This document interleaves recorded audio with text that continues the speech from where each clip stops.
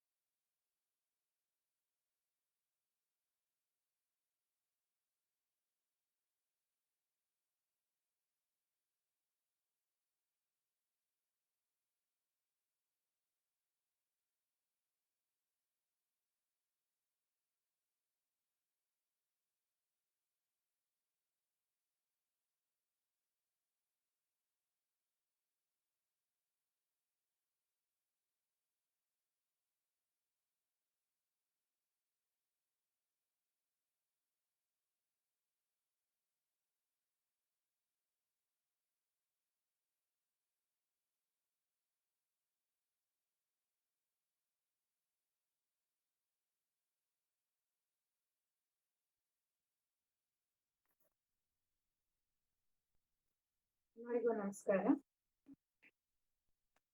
ಅಂಬರಕಭಿಮಾನಿ ಶಂಭುದೇವನ ಸೂತ, ಅಂಬರಕಭಿಮಾನಿ ಶಂಭುದೇವನ ಸೂತ, ಇಂಬು ತೋರಿಸಾನಿ, ಇಂಬು ತೋರಿಸಾನಿ, ಇಂಬು ತೋರಿಸಾನಿ ವಿಶ್ವಂಭರನ ಸ್ಮರಣೆಗೆ ಭುಜಗಭೂಷಣ ಕರುಣಾ ಗಜಾನನ, ಭುಜಗಭೂಷಣ ಕರುಣಾ. ದಾಸವರ್ಯನೇ ವೇದ ವ್ಯಾಸರೇ ಗತಿ ಪ್ರಿಯ, ದಾಸವರ್ಯನೇ ವೇದ ವ್ಯಾಸರೇ ಗತಿ ಪ್ರಿಯ, ದಾಸನೆಂದೆನಿ ಸೆನ್ನ ದಾಸನೆಂದೆನಿ ಸೆನ್ನ ದಾಸನೆಂದೆನಿ ಸೆನ್ನ ಶೇಷಮೂರುತಿಯೇ ಭುಜಗಭೂಷಣ ಕರುಣಾ ಗಜಾನನ ಭುಜಗಭೂಷಣ ಕರುಣಾ ಶ್ರುತಿ ಪ್ರತಿಪಾದ್ಯ ಶ್ರೀ ವೆಂಕಟೇಶನ ದೂತ ಶ್ರುತಿ ಪ್ರತಿಪಾದ್ಯ ಶ್ರೀ ವೆಂಕಟೇಶನ ದೂತ ಇತರೆನಗಿಲ್ಲ ಇತರೆನಗಿಲ್ಲ ಇತರೆನಗಿಲ್ಲ ನಿ ಗತಿಯೆಂದು ನಂಬಿದೆ ಭುಜಗಭೂಷಣ ಕರುಣಾ ಗಜಾನನ ಭುಜಗಭೂಷಣ ಕರುಣಾ ಗಜಾನನ ಭುಜಗಭೂಷಣ ಕರುಣಾ ಭುಜಗಭೂಷಣ.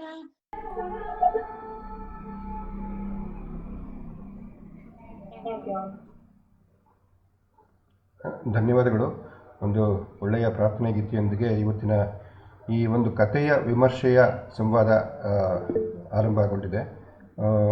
ಈ ಚಕ್ರ ಅನ್ನುವಂಥ ಒಂದು ಕಥೆಯನ್ನು ನಮ್ಮ ಸಮಾನ ಮನಸ್ಕರು ವಾಟ್ಸಪ್ ಗ್ರೂಪ್ನ ಡಾಕ್ಟರ್ ಜಾನಕಿಯವರು, ಡಾಕ್ಟರ್ SP ರವಿಕುಮಾರ್ ಅವರು, ವೈಜಯಂತಿಯವರು, ಡಾಕ್ಟರ್ P ರವಿಕುಮಾರ್, ಲಲಿತಾರಾವ್ ಅವರು, ಡಾಕ್ಟರ್ MTM ಸರ್ ಅವರು ಮತ್ತು ಶ್ರೀಮತಿ ಸುಮತಿ ಕೃಷ್ಣಮೂರ್ತಿ, ಈ 7 ಜನರ ತಂಡ ಈ ಕಥೆಯನ್ನು ಹೆಣಿತಾ ಬಂದಿದೆ.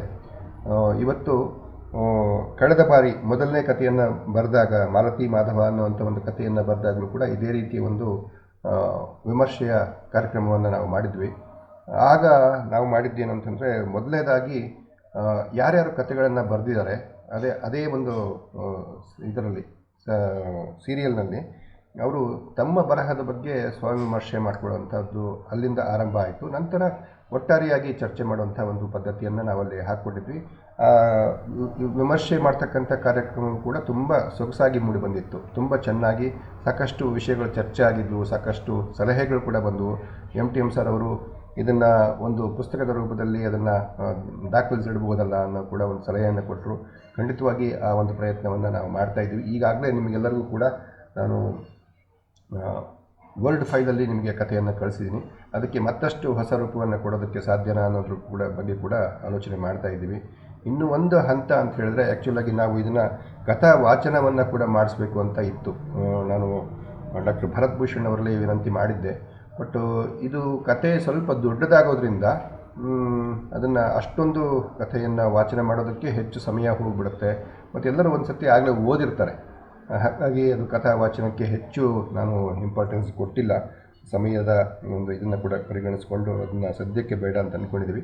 ಬಟ್ ಇದಕ್ಕೆ ಒಂದು ನಾಟಕದ ರೂಪ ಕೊಡೋದಕ್ಕೆ ಸಾಧ್ಯನಾ ಅಂಥೇಳಿ ಯೋಚನೆ ಮಾಡ್ತಾ ಇದ್ದೀವಿ. ನಾನು ಕೆಲವು ನಮ್ಮ ಗ್ರೂಪಲ್ಲಿ ಇರ್ತಕ್ಕಂಥ ಕೆಲವರು ರಂಗಕರ್ಮಿಗಳು, ಒಂದು ರಂಗಕ್ಷೇತ್ರದಲ್ಲಿ ಇರ್ತಕ್ಕಂಥವರು ಕೆಲವರಿಗೆ ನಾನು ವಿನಂತಿ ಮಾಡಿದ್ದೀನಿ. ಇಲ್ಲಿ ಏನೇನು ಬರುತ್ತಲ್ಲ ಆ ಸನ್ನಿವೇಶಗಳಿಗೆ ಒಂದು ನಾಟಕದ ರೂಪವನ್ನು ಕೊಡೋದಕ್ಕೆ ಸಾಧ್ಯನಾ ಅಂತ ಹೇಳಿ ಯೋಚನೆ ಮಾಡ್ತಾ ಇದ್ದೀವಿ. ಸಾಧ್ಯ ಆದರೆ ಅಷ್ಟು ಪಾತ್ರಗಳನ್ನು, ಹೆಣ್ಣು ಮತ್ತು ಗಂಡಿನ ಪಾತ್ರಗಳನ್ನು ಇಟ್ಕೊಂಡು ಅದನ್ನು ವಾಚನ ಮಾಡಿಸೋದು. ಅಂದರೆ ನಾಟಕ ರಂಗದ ಮೇಲೆ ಅಭಿನಯದ ಮೂಲಕ ನಾಟಕ ಮಾಡದೇ ಹೋದರೂ ಕೂಡ ವಾಚನದ ರೂಪದಲ್ಲಿ ಅದನ್ನು ಅಭಿನಯದ ಒಂದು ಇದಕ್ಕೆ ಕೊಟ್ಟುಬಿಟ್ಟು ಮಾಡಿಸ್ಬೋದು. ಕಥಾಭಿನಯ ಅಂತ ಕೂಡ ಹೇಳ್ತಾರೆ ಅದಕ್ಕೆ. ಅದನ್ನು ಒಂದು ಮಾಡುವಂಥ ಪ್ರಯತ್ನ ಕೂಡ ಮಾಡ್ತಾಯಿದ್ವಿ. ಸೊ ಈಗ ಕಾರ್ಯಕ್ರಮವನ್ನು ಆರಂಭ ಮಾಡೋಣಂತೆ. ಡಾಕ್ಟರ್ ಜಾನಕಿಯವರು ಬಹುಶಃ ಅವ್ರಿಗೆ ಏನೋ ನೆಟ್ವರ್ಕ್ ಸಮಸ್ಯೆನ ಏನೋ ಇರಬೇಕು ಅನಿಸುತ್ತೆ. ಅವ್ರು ಇನ್ನೂ ಜಾಯಿನ್ ಆಗಿಲ್ಲ, ತೊಂದರೆ ಇಲ್ಲ. ಈಗ ಈ ಕಥೆಯ 2ನೇ ಭಾಗದ ಬರಹಗಾರರಾಗಿರ್ತಕ್ಕಂಥ ಕಥೆಗಾರರಾಗಿರ್ತಕ್ಕಂಥ ಡಾಕ್ಟರ್ SP ರವಿಕುಮಾರ್ ಸರ್ ಅವರು ಈಗ ನಮ್ಮೊಂದಿಗೆ ಇದ್ದಾರೆ. ಇವತ್ತು ಗ್ರೂಪಲ್ಲಿ ಈ ಮೀಟಿಂಗಲ್ಲಿ ಜಾಯಿನ್ ಆಗಿದ್ದಾರೆ. ಅವರಿಂದನೇ ಈ ಒಂದು ವಿಮರ್ಶೆ ಕಾರ್ಯಕ್ರಮವನ್ನು ಆರಂಭ ಮಾಡೋಣಂತೆ. ರವಿಕುಮಾರ್ ಸರ್, ಒಂದು ವಿನಂತಿ ಅಶ್ವಥ್. ಈಗ ನಾನು ಶುರು ಮಾಡೋಕ್ಕಿಂತ ಮುಂಚೆ ಈಗ ಕಥಾಗಾರರ ಗುಂಪಿನಲ್ಲಿ ಇದ್ದಂಥ ಮಹೇಶ್ವರಪ್ಪನವ್ರು ಇದ್ದಾರೆ. ಓವರಾಲ್ ಕತೆ ಬಗ್ಗೆ ಅವ್ರೇನಾದ್ರು ಅಭಿಪ್ರಾಯ ಕೊಟ್ಟರೆ ಅನುಕೂಲ ಆಗ್ತಿತ್ತೇನೋ. ಮಹೇಶ್ವರಪ್ಪ ಸರ್ ಹಾಗೆ ಮಾಡ್ಬೋದಾ? ಅಂದರೆ ನೀವು ಮುಂಚೆ ಹೇಳಿದ್ರೆ ಪ್ರಿಪೇರ್ ಆಗಿ ಬರ್ಬೋದಿತ್ತು ಅನಿಸುತ್ತೆ. ತುಂಬ ಸಂತೋಷ ಸರ್. ಹಾಗೆ ಹೌದೌದಾ ಓದಿದಿರಲ್ವ ಕತೆ ಹೇಗನ್ನಿಸ್ತು ಏನು ಅಂತ ಹೇಳಿದ್ರೆ ನನ್ನ ದೃಷ್ಟಿಯಲ್ಲಿ ನಾನು ನನ್ನ ಭಾಗವನ್ನ ನಾನು ಮಾಡಬಹುದು, ಬಟ್ ನಿಮ್ಮ ದೃಷ್ಟಿಯಲ್ಲಿ ನನ್ನ ಭಾಗ ಹೇಗಿತ್ತು ಅಂತ ತಿಳ್ಕೊಳ್ಳೋದು ಕುತೂಹಲ.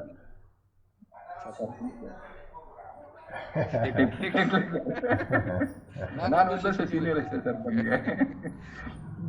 ಸರ್ ಏನಂತ ಹೇಳಿದ್ರೆ ಇದು ಕಥೆ ಯಾಕೆ ಇಷ್ಟ ಆಗುತ್ತೆ ಅಂತ ಹೇಳಿದ್ರೆ ಪ್ರಸ್ತುತ ಈಗ ನಡೀತಾ ಇದೆಯಲ್ಲ ಸರ್, ಇದನ್ನು ಒಳಗೊಂಡಿದೆ. ಹಾಗಾಗಿ ಈ ಕತೆ ಆಕ್ಚುಲಿ ಓದಿದ್ರೆ ಎಲ್ಲರಿಗೂ ಕೂಡ ಇಷ್ಟ ಆಗುತ್ತೆ ಸರ್. ಒಂದು ಎರಡನೇದು, ನೀವು ತಗೊಂಡೋಗಿರ್ತಕ್ಕಂಥ ರೀತಿ ಇದೆಯಲ್ಲ ಸರ್, ಪ್ರತಿಯೊಬ್ಬರು ಕೂಡ ಅದೇನೋ ಆಕ್ಚುಲಿ ಒಬ್ಬರೇ ಬರೆದಿದ್ದಾರೆ ಅನ್ನೋ ಮಟ್ಟಕ್ಕೆ ಅದನ್ನು ಬರೆದಿದ್ದೀರಿ. ಭಾಷೆ ಕೂಡ ಎಲ್ಲ ಬದಲಾಗಿಲ್ಲ ಸರ್. ಹೇಳಿದ ಹಾಗೆ ಯಾರು ಕೂಡ ಮಲೆನಾಡನ್ನು ನೋಡದೇ ಇದ್ರೂ ಕೂಡ ಮಲೆನಾಡಿನ ಭಾಷೆ, ಮಲೆನಾಡಿನ ಪರಿಸರವನ್ನ ಬಹಳ ಚೆನ್ನಾಗಿ ಚಿತ್ರಿಸಿಕೊಟ್ಟಿದ್ದೀರಿ ಒಂದು. ಆಮೇಲೆ ಒಬ್ಬ ಓದುಗನಿಗೆ ಒಂದಿರತ್ತೆ, ಏನಂತ ಹೇಳಿದ್ರೆ ಏನಾದರೂ ಅಲ್ಲಿ ಆದ್ರೆ ಅವನು ಕೂಡ ಅದ್ರಲ್ಲಿ ಪಾಲ್ಗೊಳ್ಬಿಡ್ತಾನೆ. ಪಾಲ್ಗೊಂಡು ಅಂತ್ಯ ಹೀಗಿರಬೇಕು, ಎಲ್ಲರೂ ಸುಖಾಂತ್ಯವನ್ನು ಬಯಸ್ತಕ್ಕಂಥದ್ದು ಸಹಜ ಕಥೆಗಳಲ್ಲಿ. ಅದು ಪರ್ಟಿಕ್ಯುಲರ್ ಆಗಿ ಅಗ್ರಿಕಲ್ಚರ್ ಸೆಕ್ಟರ್ಗೆ ಬಂದಾಗ ಸರ್ ಖಂಡಿತವಾಗಿ ಇದು ಒಂದು ದಿಕ್ಸೂಚಿ ಅಂತ ಅನಿಸ್ತದೆ. ಏನಂತ ಹೇಳಿದ್ರೆ ಈಗ ನಮ್ಮಲ್ಲಿರ್ತಕ್ಕಂಥ ಮಲೆನಾಡಲ್ಲಿರ್ತಕ್ಕಂಥ ಬಹುತೇಕ ಕುಟುಂಬಗಳು, ಎಲ್ಲ ಕೃಷಿ ಕುಟುಂಬಗಳು ಕೃಷಿಯನ್ನ ನಿಲ್ಲಿಸಿ ಎಲ್ಲ ಸಿಟಿಗೆ ಬಂದಿರುವಂಥದ್ದು, ಇಲ್ಲಿ ಮತ್ತೆ ಹಾಳಾಗಿ ಮತ್ತೆ ವಾಪಸ್ ಹೋಗಿರ್ತಕ್ಕಂಥದ್ದು. ಅದು ಬಹಳ ಹತ್ತಿರ ಆಗುತ್ತೆ ಸರ್, ನಮಗೂ ಕೂಡ ಹತ್ತಿರ ಆಗುತ್ತೆ. ನಾನು ಕೂಡ ಕೃಷಿ ಕುಟುಂಬದಿಂದ ಬಂದಂಥವನೇ. ನಮ್ಮ ಅಪ್ಪ ಅಮ್ಮಂದ್ರಿಗೆ ಆಸೆ ಇತ್ತು, ಏನಂತ ಹೇಳಿದ್ರೆ ಕೃಷಿಯಲ್ಲಿ ಏನು ಲಾಭ ಆಗೋದಿಲ್ಲ, ಜೀವನ ನಡೆಸ್ಲಿಕ್ಕೆ ಸಾಧ್ಯ ಆಗಲಿಲ್ಲ ಅಂತಂತ ಹೇಳಿ ಅವ್ರು ನಮ್ಮ 4 ಜನ ಓದಿಸ್ಬಿಟ್ರು. ನಾವು 3 ಜನ ಡಾಕ್ಟರ್ಗಳಾದ್ವಿ, ಒಬ್ಬ ಕಮರ್ಷಿಯಲ್ ಟ್ಯಾಕ್ಸ್ ಇನ್ಸ್ಪೆಕ್ಟರ್ ಆದ್ರು. ಈಗ ನಮ್ಗೆ ಅನ್ಸಿದೆ, ಅಂದ್ರೆ ನಾನು ರಿಟೈರ್ ಆಗಿ ಬಂದ್ಮೇಲೆ ನಮ್ದು ಒಟ್ಟು 16 ಎಕರೆ ಜಮೀನಿತ್ತು. ಇದ್ಯಾಕೆ ಈ ಕತೆ ನನಗೆ ಹತ್ತಿರ ಆಗುತ್ತೆ ಅನ್ನೋದ್ರ ಬಗ್ಗೆ ಹೇಳ್ತಾ ಇದ್ದೀನಿ. ಈಗ ನಾನು ನನ್ನ ರಿಟೈರ್ಮೆಂಟ್ ದುಡ್ಡಲ್ಲಿ 2 ಎಕರೆ ಕೊಳ್ಳಕ್ಕಾಗ್ತಾ ಇಲ್ಲ. ನನ್ನ ಊರಿನ ಹತ್ರ ಇರ್ತಕ್ಕಂಥದ್ದು ಇದು ಆಕ್ಚುಲಿ ವಾಸ್ತವ. ಇದು ಬಹುಶಃ ನಾನೇನಾದರೂ ಅಗ್ರಿಕಲ್ಚರ್ ಉಳಿದಿದ್ರೆ ಬಹುಶಃ ಇನ್ನೂ ಚೆನ್ನಾಗಿರ್ತೇನೋ ಗೊತ್ತಿಲ್ಲ. ಆದರೆ ಒಂದು ಇದಕ್ಕೆ ಬಂದ್ಮೇಲೆ, ಇಲಾಖೆಗೆ ಬಂದ್ಮೇಲೆ ನನಗೆ ತೃಪ್ತಿಯಾಗಂಥ ಕೆಲಸವನ್ನು ಮಾಡಿದ್ದೀನಿ. ಅದರಲ್ಲಿ ನನಗೆ ಯಾವ ರಿಪೆಂಟೆನ್ಸ್ ಕೂಡ ಇಲ್ಲ. ಆದರೆ ಈ ಕತೆಗೆ ಸಂಬಂಧಪಟ್ಟಾಗ ಹೇಳೋದಾಯ್ತು ಅಂತ ಹೇಳಿದ್ರೆ ಅಂತ್ಯವನ್ನು ಬಹಳ ಚೆನ್ನಾಗಿ ಕಟ್ಟಿಕೊಟ್ಟಿದ್ದೀರಾ. ಅಂದರೆ ಕೃಷಿಯಲ್ಲೂ ಕೂಡ ನಾವು ಈ ರೀತಿ ಬದುಕಬಹುದು, ಒಂದು ಸ್ವಲ್ಪ ಬದಲಾವಣೆಗಳಾಗಬೇಕಾಗತ್ತೆ. ಹಾಗೆ ಹೊಸ ಪಾತ್ರವನ್ನು ಕೂಡ ಲಾಸ್ಟ್ನಲ್ಲಿರ್ತಕ್ಕಂಥವ್ರು ವಿಜಯನ್ನವರು ಅಂದರೆ ಅಂದ್ರೆ ಯಾವ ರೀತಿ ಮಾಡಬಹುದು ಅಂತ ಹೇಳಿ ತೋರಿಸ್ಕೊಟ್ಟಿದ್ದಾರೆ. ಹಾಗಾಗಿ ಈ ಕತೆ ತುಂಬಾ ಇಷ್ಟ ಆಯಿತು. ಈ ಕತೆ ಒಂದು ಇದ್ರಲ್ಲಿ ಬಂದರೂ ಕೂಡ, ಈಗ ಸರ್ ಹೇಳಿದಾಗೆ, ಮಂಜುನಾಥ್ ಸರ್ ಹೇಳಿದ ಹಾಗೆ ಒಂದು ಪ್ರಿಂಟೆಡ್ ಮೀಡಿಯಾದಲ್ಲಿ ಬಂದರೆ ಅಥವಾ ಅಶ್ವಥ್ ಸರ್ ಹೇಳಿದ ಹಾಗೆ ಒಂದು ನಾಟಕದ ರೂಪದಲ್ಲಿ ಬಂದರೆ ಖಂಡಿತವಾಗಿ ಇದು ಎಲ್ಲರ ಮನಸ್ಸನ್ನು ಗೆಲ್ತದೆ ಅಂತ ನನಗೆ ಅನ್ಸುತ್ತೆ ಸರ್. ಒಳ್ಳೆ ಕಥೆಯನ್ನು ಬರೆದಿದ್ದಕ್ಕೆ ನಿಮ್ಮೆಲ್ಲರೂ ಕೂಡ ಧನ್ಯವಾದಗಳು. ಧನ್ಯವಾದಗಳು ಸರ್.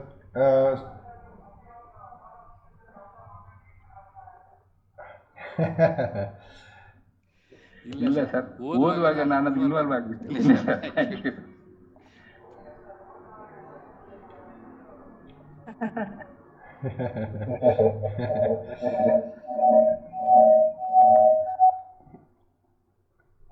ಹಲೋ, ಹಾಂ ಸರ್.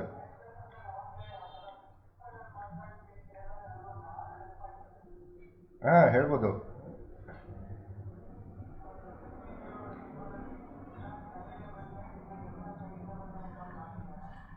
ಹಾಂ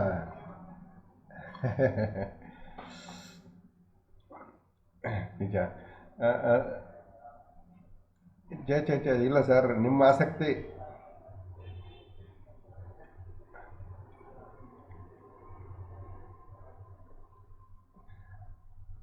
ಇಲ್ಲ ಸರ್, ನಿಮ್ಮ ಆಸಕ್ತಿ ಮುಂದೆ ಬೇರೆ ಏನೂ ಇಲ್ಲ. ಸುಮತಿ ಮೇಡಮ್ ಹ್ಯಾಂಡ್ ರೈಸ್ ಮಾಡಿದ್ದೀರಾ?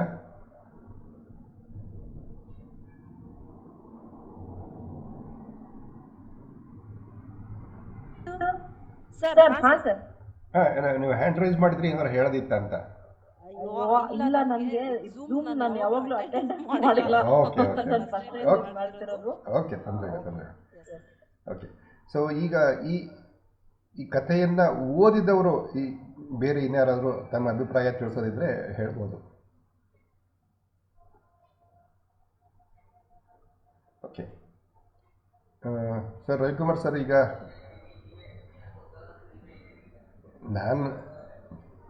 ನಾನು ಸಾಕಷ್ಟು ಹೇಳ್ಬಿಟ್ಟಿದ್ದೀನಿ. ಸೊ ಈಗ ನೀವೇ ಸ್ಟಾರ್ಟ್. ಸುಕನ್ಯಾ ಮೇಡಮ್ ಏನೋ ಹೇಳ್ತಿದ್ದೀರಾ?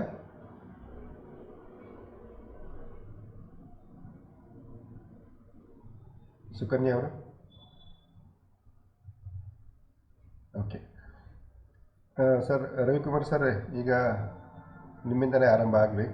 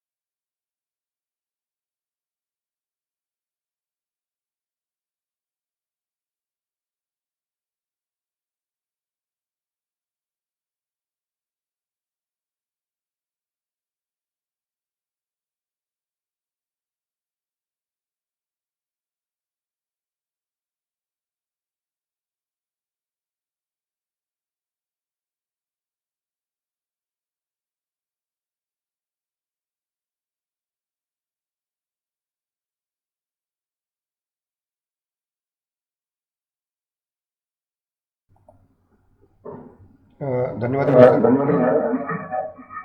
ಆ, ಹೌದು ಸರ್ ಈಗ ಹಾಂ ಹಾಂ ಹಾಂ ಓಕೆ ಸರ್. ಈಗ ಈಗ ರವಿಕುಮಾರ್ ಸರ್, ನೀವು ಬರೆದಿರೋದು ನನಗೆ ಜಾಸ್ತಿ ಅಂತ ಅನಿಸ್ಲಿಲ್ಲ, ತುಂಬ ಆಪ್ಟಾಗಿತ್ತು. ಮತ್ತು ನೀವು ಹೇಳಿದಾಗೆ ಡಾಕ್ಟರ್ ಜಾನಕಿಯವರು ಏನು ಆರಂಭ ಮಾಡಿದರು ಅದಕ್ಕೆ ಪೂರಕವಾಗಿ ನೀವು ಬರಿತಾ ಹೋಗಿದ್ದೀರಾ. ಅದು ತುಂಬ ಖುಷಿ ಕೊಡ್ತು. ಯಾಕಂತಂದರೆ ಆ ಮೂಲ ಕಥೆಯನ್ನು ಮುಂದುವರಿಸೋದೇ ಈ ಕಥಾಯಾನದ ಒಂದು ಉದ್ದೇಶ ಆಗಿತ್ತು. ಒಂದಕ್ಕೊಂದು ತಾಳೆ ಆಗ್ತಾ ಹೋಗಬೇಕು, ಎಲ್ಲೂ ಕೂಡ ಅದು ಬೇರೆ ಆಯಿತು ಅನ್ನೋ ಥರ ಇರಬಾರ್ದು ಅನ್ನೋದು ಈ ಕಥಾಯಾನದ ಅದು ಚಾಲೆಂಜಿಂಗ್ ಆಗಿರಬೇಕು ಅನ್ನೋದಕ್ಕೇ ಕೇವಲ ಒಂದು ದಿವಸದ ಸಮಯ ಮಾತ್ರ ಕೊಟ್ಟು ಬರೆಸೋದಕ್ಕೆ ಪ್ರಯತ್ನ ಮಾಡಿದ್ದು. ಸೊ ಆ ಎಲ್ಲ ಇದನ್ನು ನೀವು ಗಮನದಲ್ಲಿಟ್ಕೊಂಡು ಹೆಸರು ಕೊಡಬೇಕಾದ್ರೂ ಕೂಡ ತುಂಬ ಆಲೋಚನೆ ಮಾಡಿ ಹೆಸರು ಕೊಡೋದು ಎಲ್ಲ ಮಾಡಿದ್ದೀರ. ಮತ್ತು ಈಗಿನ ಸಮಸ್ಯೆಗಳನ್ನು ತುಂಬ ಚೆನ್ನಾಗಿ ಅರ್ಥ ಮಾಡಿಕೊಂಡು ಮುಂದುವರ್ಸೋದಕ್ಕೆ ಮುಂದೆ ಬರ್ತಕ್ಕಂಥವ್ರಿಗೂ ಕೂಡ ತುಂಬ ಅವಕಾಶಗಳನ್ನು ಕೊಟ್ಟು ಕಥೆಯನ್ನು ಬರೆದಿದ್ದೀರಾ. ಸೊ ಜಾಸ್ತಿ ಕಡಿಮೆ ಅನ್ನೋದು ಪ್ರಶ್ನೆ ಅಲ್ಲ, ಕತೆ ಯಾವ ರೀತಿ ಮುಂದುವರಿತು ಅನ್ನೋದು ಬಹಳ ಮುಖ್ಯ ಇದರಲ್ಲಿ. ಸೊ 7 ಜನ ಬರೆದಾಗ ಸ್ವಲ್ಪ ಜಾಸ್ತಿ ಅನಿಸಿದ್ರು ಕೂಡ ಕತೆ ಇಲ್ಲೂ ಕೂಡ ಕೌಲು ಹೊಡೆದು ಬೇರೆ ಕಡೆ ಹೋಗ್ಬಿಡ್ತು, ಮತ್ತೆ ಅದನ್ನು ಸರಿದಾರಿ ತರಬೇಕಲ್ಲ ಅನ್ನೋಂಥ ಸಮಸ್ಯೆಗಳೇನೂ ಆಗಲಿಲ್ಲ. ಸೊ ನನ್ನ ವೈಯಕ್ತಿಕ ಅಭಿಪ್ರಾಯದಲ್ಲಿ ಹೇಳೋದಾದರೆ, ಯಾವುದೇ ಬರಹನೇ ಆಗಲಿ ಅಥವಾ ಒಂದು ಕಥೆನೇ ಆಗಲಿ ಓದುಗರನ್ನು ಹಿಡಿದಿಡುವಂಥ ಒಂದು ಶಕ್ತಿ ಅದಕ್ಕೆ ಇರಬೇಕು ಅಂತ ಅನಿಸುತ್ತೆ ನನಗೆ. ಸೊ ಅದನ್ನು ಗಮನದಲ್ಲಿಟ್ಕೊಂಡು ಬರಿತಾ ಹೋಗೋದು ತುಂಬ ಮುಖ್ಯ. ಸೊ ಅದು ಇಲ್ಲಿ ಈ 7 ಜನರಲ್ಲಿ ತುಂಬ ಸ್ಪಷ್ಟವಾಗಿ ಕಂಡು ಬಂದಿದೆ. ಎಲ್ಲರೂ ಕೂಡ ಮಾರನೇ ದಿವಸಕ್ಕೆ ಕಾಯ್ತಾ ಇದ್ದರು, ನಾಳೆ ಯಾವ ಕತೆ ಯಾರು ಬರೀತಾರೆ, ಹೇಗೆ ಬರೀತಾರೆ ಅನ್ನೋಂಥ ಒಂದು ಕುತೂಹಲವನ್ನು ಎಲ್ಲರೂ ಉಳಿಸಿದ್ರು. ಅದು ತುಂಬ ಖುಷಿಯಾಯಿತು. ಸೊ ತುಂಬ ಚೆನ್ನಾಗಿತ್ತು ಸರ್ ರವಿಕುಮಾರ್ ಸರ್. ಅದೇನು ತುಂಬ ಮತ್ತೆ ಎಡಿಟ್ ಮಾಡೋದೇನು ಬೇಡ ಅಂತ ಅನಿಸುತ್ತೆ, ಬಟ್ ನೀವು ಮಾಡಿ ಕಳಿಸಿದ್ದೀರಾ. ನಾನು ಅದನ್ನು ಇನ್ನೂ ಹಾಂ ಹೇಳಿ ಸರ್.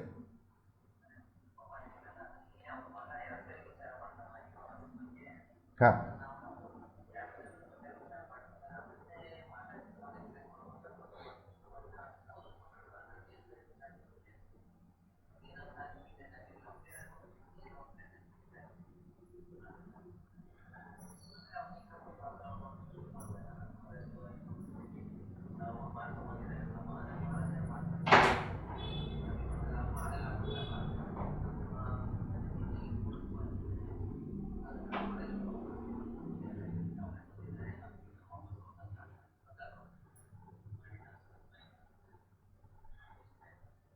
ಇಲ್ಲ, ತುಂಬ ಚೆನ್ನಾಗಿ ಮುಂದುವರೆದಿದೆ ಸರ್ ಕತೆ. ಖುಷಿಯಾಯಿತು. ನನಗನ್ಸುತ್ತೆ ನೀವು ಮತ್ತೆ ಎಡಿಟ್ ಮಾಡೋದು ಏನು ಬೇಡ ಸರ್, ನೀವು ಮಾಡಿರೋದನ್ನ ಕನ್ಸಿಡರ್ ಮಾಡಿದ್ರೆ ಮಾಡ್ತೀನಿ. ನಾನು ಇನ್ನೂ ಅದಕ್ಕೆ ಫೈನಲ್ ಇದನ್ನು ಓಕೆ ಸರ್. Okay sir.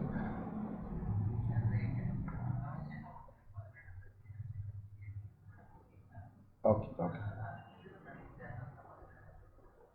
ಹಾಂ okay sir. Okay thank you. So Ravikumar sir ಅವರ ಬರಹದ ಬಗ್ಗೆ ಬೇರೆ ಏನಾದರೂ ಕಾಮೆಂಟ್ಸ್ ಮಾಡೋದಿದ್ರೆ ಅವಕಾಶ ಇರುತ್ತೆ. ಓಕೆ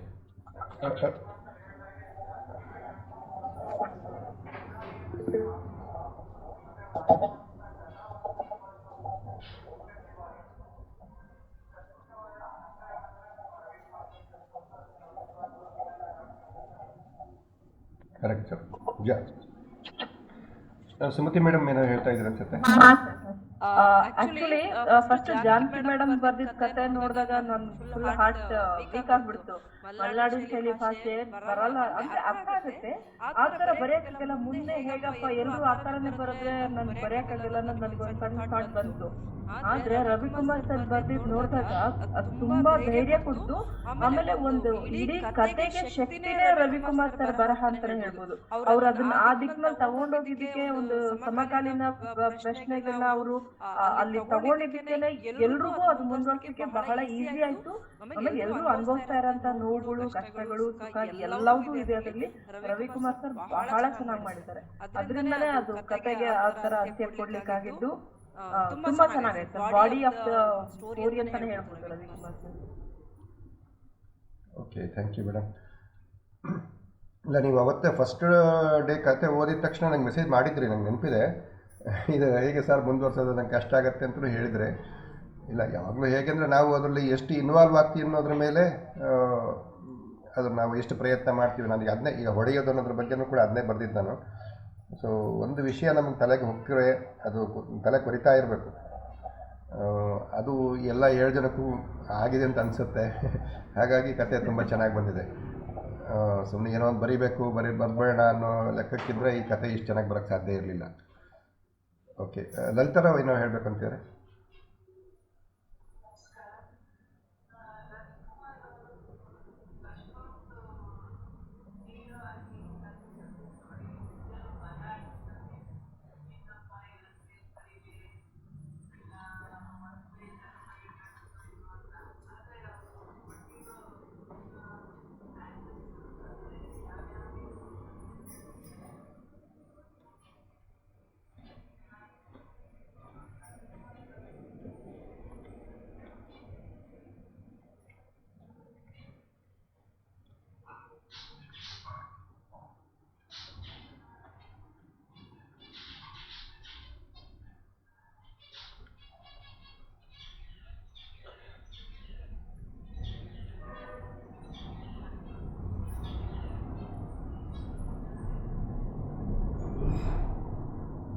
ಓಕೆ, ಧನ್ಯವಾದಗಳು. ನನಗನ್ಸುತ್ತೆ ಈಗ ಎಲ್ಲರೂ ಮತ್ತೊಂದು ಸರ್ತಿ ನಿಮ್ಮ ಕಥೆನ ನೀವೇ ಓದಿದರೆ ಏನಾದ್ರು ತಿದ್ದಬೇಕು ಅಂತ ನಿಮಗೂ ಅನಿಸುತ್ತೆ ಖಂಡಿತವಾಗಿ. ಅದು ನಾವು ಬರೆದಿರೋದು ಅದರಲ್ಲಿ ಮತ್ತೆ ಮತ್ತೆ ಹೊಸ ಹೊಸ ವಿಚಾರಗಳು ಹೊಳೆದಿರುತ್ತೆ. ಅಥವಾ ಮುಂದಿನವ್ರು ಬರೆದಿದ್ದನ್ನು ನೋಡಿಕೊಂಡ್ರೆ ನಾನು ಇದನ್ನು ಇನ್ನು ಸ್ವಲ್ಪ ಹಿಂಗೆ ತಿದ್ಬೋದು ಅಂತ ಅನಿಸ್ಬೋದು. ಸೊ ಹಾಗಾಗಿ ನಾನು ಅದಕ್ಕೆ ಒಂದು ಫೈನಲ್ ಇದನ್ನು ಕೊಟ್ಟಿಲ್ಲ. ಸೊ ಮತ್ತೊಮ್ಮೆ ನೀವು ಯಾರಾದರೂ ಅದನ್ನು ಬದಲಾವಣೆ ಮಾಡಿಕೊಡ್ತೀನಿ ಅಂತಂದರೆ ಅಥವಾ ತಿದ್ದಿ ಕೊಡೋದಾದರೆ ಅವಕಾಶ ಇರುತ್ತೆ. ಎಲ್ಲದೂ ಓಕೆ ಅಂದಮೇಲೆ ಅದಕ್ಕೆ ಒಂದು ಒಳ್ಳೆಯ ರೂಪ ಕೊಡೋದಕ್ಕೆ ಪ್ರಯತ್ನ ಮಾಡೋಣಂತೆ. ಈಗ ಮುಂದಿನ ಕಥೆಗಾರ್ತಿ ಶ್ರೀಮತಿ ವೈಜಯಂತಿಯವರು. ವೈಜಯಂತಿಯವರ ಬರಹದ ಬಗ್ಗೆ ಬೇರೆ ಯಾರಾದರೂ ಏನಾದರೂ ಕಾಮೆಂಟ್ಸ್ ಮಾಡೋದಿದ್ರೆ ಮಾಡ್ಬೋದು.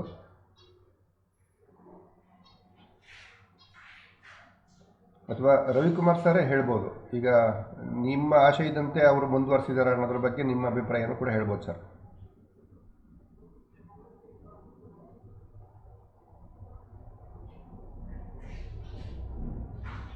ರವಿಕುಮಾರ್ ಸರ್. ಇಲ್ಲ, ಕತೆ ಅದೇ ರೀತಿ ಮುಂದುವರೆದಿದೆ. ಅದ್ರಲ್ಲಿ ಅವರು ಆ ಡಿಸ್ಲೆಕ್ಸಿಯಾ ಅನ್ನೋದು ಒಂದು ಹೊಸದು ವಿಚಾರ ತಂದ್ರು. ಅದು ಒಂಥರ ಚೆನ್ನಾಗಿ ಅನ್ನಿಸ್ತು. ಅವರು ಎಜುಕೇಶನ್ ಡಿಪಾರ್ಟ್ಮೆಂಟ್ ಇದ್ದೀರಾ ಮೇಡಮ್ ನೀವು?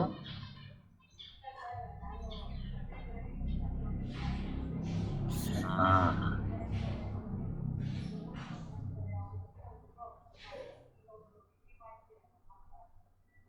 ಅದೇ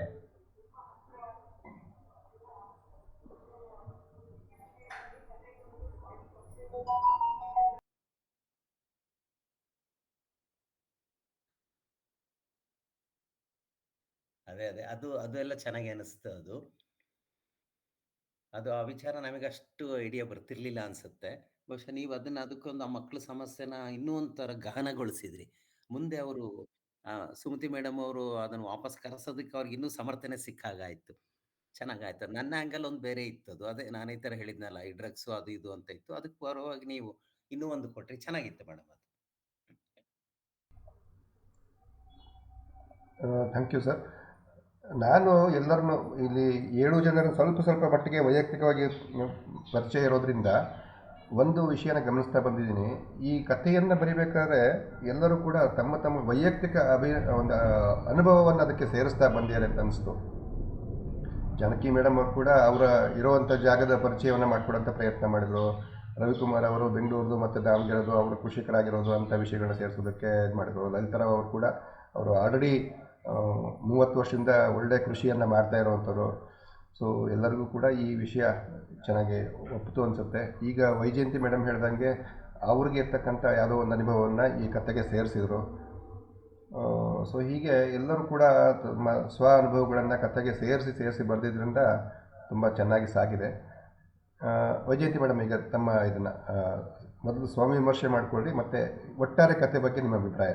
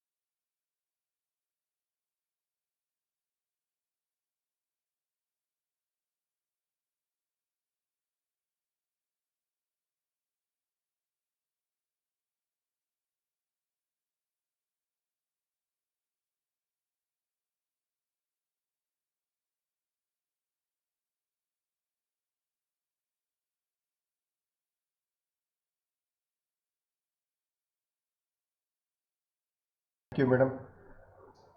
ನಿಮ್ಮ ಕಥೆನೂ ಚೆನ್ನಾಗಿತ್ತು. ಈಗ ನೀವು ಮಾತಾಡಿದ್ದು ಕೂಡ ತುಂಬ ಖುಷಿ ಆಯಿತು. ನನಗನ್ಸಂಗೆ ನಿಮ್ಮ ಹತ್ರ ಇನ್ನೂ 10 ಕತೆ ಬರೆಯುವಷ್ಟು ಅನುಭವಗಳಿದೆ, ವಿಷಯಗಳಿದೆ ಅಂತ ಅನಿಸುತ್ತೆ.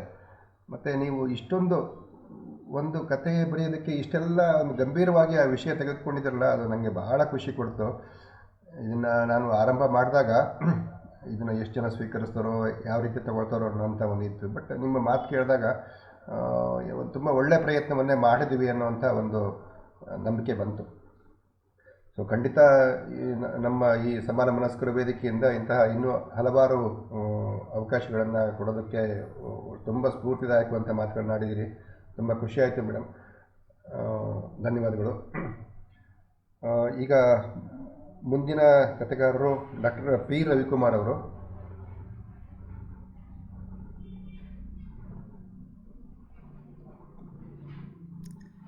ಮೇಡಮ್ ಅವರು ಅದಕ್ಕಿಂತ ಮುಂಚೆ ಮೇಡಮ್ ಅವರು ಅದು ಕೊನೆ ಟ್ವಿಸ್ಟ್ ಕೊಟ್ಟಿದ್ದು ಬಹಳ ಚೆನ್ನಾಗಿತ್ತು. ಅದು ಆಮೇಲೆ ನೀವು ಹಸು ಹೋಗಿ ಎಲ್ಲೆಲ್ಲೋ ಕೆಳಗಡೆ ಬಿದ್ದು ಬಿಡುತ್ತೆ, ಅಲ್ಲೆಲ್ಲ ಮಲೆನಾಡಲ್ಲಿ ಬಹಳ ಸಾಮಾನ್ಯ ಅದು ಬೀಳೋದು. ಅದೊಂದು ರೀತಿ ಚೆನ್ನಾಗಿ ಅವರ ಹಳ್ಳಿಗರ ಸಮಸ್ಯೆಯನ್ನ ಒಂದು ರೀತಿ ಇನ್ನೊಂದು ಚೆನ್ನಾಗಿ ಕಟ್ಕೊಟ್ರಿ. ಅದು ಕೊನೆಗೆ ಮಾತ್ರ ನೀವು ಅದು ಏರ್ಪೋರ್ಟ್ ಬಂದ ಚೀನಾಕ್ಕೆಲ್ಲ ಹೋಗಿ ಅಲ್ಲೇನೋ ಹೇಳ್ತಿದ್ರೆ ನೀವು ಕುತ್ಕೊಂಡ್ಲು ಅಂತ ಹೇಳಿದ್ದು ಭಾರಿ ಇದಾಯ್ತು ನನಗೆ. ಯಾರ ಇದೇನು ಹಿಂದೆ ಟ್ವಿಸ್ಟ್ ಕೊಟ್ಟಿದ್ದಾರೆ, ರವಿಕುಮಾರ್ ಹೇಗೆ ನಿಭಾಯಿಸ್ತಾರೆ ಇದನ್ನ ಅಂತ ಅನ್ಕೊಂಡಿದ್ದೆ. ಅವರು ತುಂಬಾ ಚೆನ್ನಾಗಿ ಮಾಡಿದ್ದಾರೆ. ಚೆನ್ನಾಗಿತ್ತು ಮೇಡಮ್ ಅದನ್ನ ನೀವು ಟ್ವಿಸ್ಟ್ ಕೊಟ್ಟಿದ್ದು. ಓಹೋ! ಓಹ್! ನೀವು ಕರೋನಾ ಇಟ್ಕೊಂಡು ಬರ್ದಿದ್ದೀರೇನೋ ಅಲ್ವಾ ಅದು? ಯೆಸ್.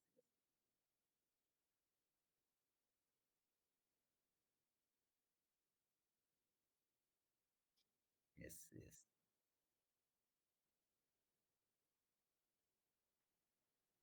ಓಕೆ.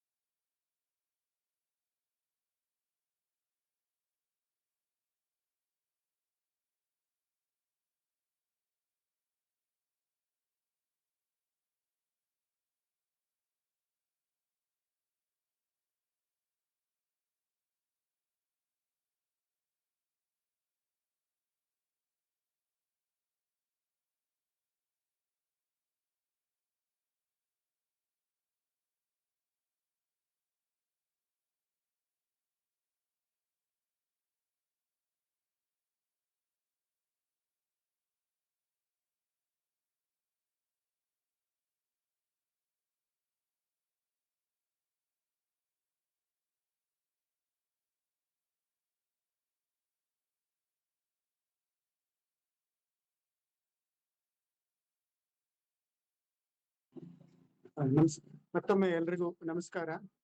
ಪ್ರಪ್ರಥಮವಾಗಿ ಇಂಥ ಒಂದು ಅವಕಾಶವನ್ನ ಕಲ್ಪಿಸಿಕೊಟ್ಟಂತ ಸಮಾನ ಮನಸ್ಕರು ಗುಂಪಿಗೆ ಹಾಗೂ ಡಾಕ್ಟರ್ ಅಶ್ವಥ್ ಅವರಿಗೆ ನನ್ನ ಧನ್ಯವಾದಗಳನ್ನು ಅರ್ಪಿಸ್ಲಿಕ್ಕೆ ಇಷ್ಟಪಡ್ತೇನೆ. ನಾನು ಮೊದಲೇ ಹೇಳಿದ ಹಾಗೆ ಒಂದು ಅದ್ಭುತವಾದ ಕಥಾವಸ್ತುವನ್ನ ಬುನಾದಿಯಾಗಿ ಕಟ್ಟಿಕೊಟ್ಟಿದ್ದು ಡಾಕ್ಟರ್ ಜಾನಕಿ ಮೇಡಮ್ ಅವರು. ಅವರು ಈ ಕತೆ ಇಷ್ಟು ಸುಂದರವಾಗಿ ಮುಂದುವರಿಲಿಕ್ಕೆ ಹಾಗೂ ಇಷ್ಟು ಚೆನ್ನಾದ ಅಂತ್ಯವನ್ನ ಕಾಣ್ಲಿಕ್ಕೆ ಪ್ರಮುಖವಾಗಿ ಅವರು ಕಾರಣಕರ್ತರು ಅಂತ ಅನ್ಕೊಳ್ತೀನಿ. ಹಾಗೇನೆ ಡಾಕ್ಟರ್ ರವಿಕುಮಾರ್ ಸರ್ ಅವರು ಅದಕ್ಕೆ ಅದ್ಭುತ, ಎಷ್ಟು ಚೆನ್ನಾಗಿ ಅವರು ಅದನ್ನ ಬೆಳೆಸ್ಕೊಂಡು ಹೋದ್ರು ಅಂತಂದ್ರೆ ಮುಂದೆ ಇದ್ದಂತ ನಮ್ಮೆಲ್ಲರಿಗೆ ಅದೊಂದು ಸ್ಫೂರ್ತಿ ತುಂಬಿತು. ಹೌದು, ನಾವು ಕೂಡ ಇದಕ್ಕೆ ಕಾಂಟ್ರಿಬ್ಯೂಟ್ ಮಾಡಬಹುದು ಅನ್ನೋ ಒಂದು ಆತ್ಮವಿಶ್ವಾಸ ನಮಗೆ ರವಿಕುಮಾರ್ ಸರ್ ಅವರ ಕಥಾಭಾಗವನ್ನ ನೋಡಿದ ಮೇಲೆ ಬಂತು. ಬಹುಶಃ ವೈಜಯಂತಿ ಮೇಡಮ್ ಕೂಡ ಇದಕ್ಕೆ ಒಪ್ಕೊಳ್ತಾರೆ ಅಂತ ಅನ್ಸುತ್ತೆ. ಅವ್ರ ಮಾತುಗಳನ್ನ ಇವತ್ತು ಕೇಳಿದ ಮೇಲೆ ನಿಜವಾಗ್ಲೂ ನನಗೆ ಬಹಳ ಒಂಥರ ಮನಸ್ಸು ತುಂಬಿ ಬಂತು. ವೈಜಯಂತಿ ಮೇಡಮ್ ಅವರು ಎಷ್ಟು ಅನುಭವಿಸಿ ತಮ್ಮ ಮಗನ ಒಂದು ಒಂದು ಕಥಾಭಾಗವನ್ನೇ ಇಲ್ಲಿ ಒಂದು ಉದಾಹರಣೆಯಾಗಿ ತಗೊಂಡು ಅವ್ರ ಈ ಕಥೆಯನ್ನ ಮುಂದುವರಿಸಿರೋದು. ಈ ಒಂದು ಕಥಾಯನ ಒಂದು ಆಟ ಅಂತ ಶುರು ಮಾಡಿದ್ದು ಕೂಡ ಎಷ್ಟು ಅದ್ಭುತವಾಗಿ ಇದನ್ನೆಲ್ಲ ಎಲ್ಲರೂ ತಮ್ಮ ಮನಸ್ಸಿಗೆ ತಗೊಂಡು ಹೃದಯಕ್ಕೆ ಹತ್ರ ಮಾಡ್ಕೊಂಡು ಬರ್ದಿದಾರಲ್ಲ ಅನ್ನೋದು ನನಗೆ ನಿಜವಾಗ್ಲೂ ಈಗಲೂ ಸಹ ಒಂಥರ ಹೃದಯ ತುಂಬಿ ಬರ್ತಾ ಇದೆ.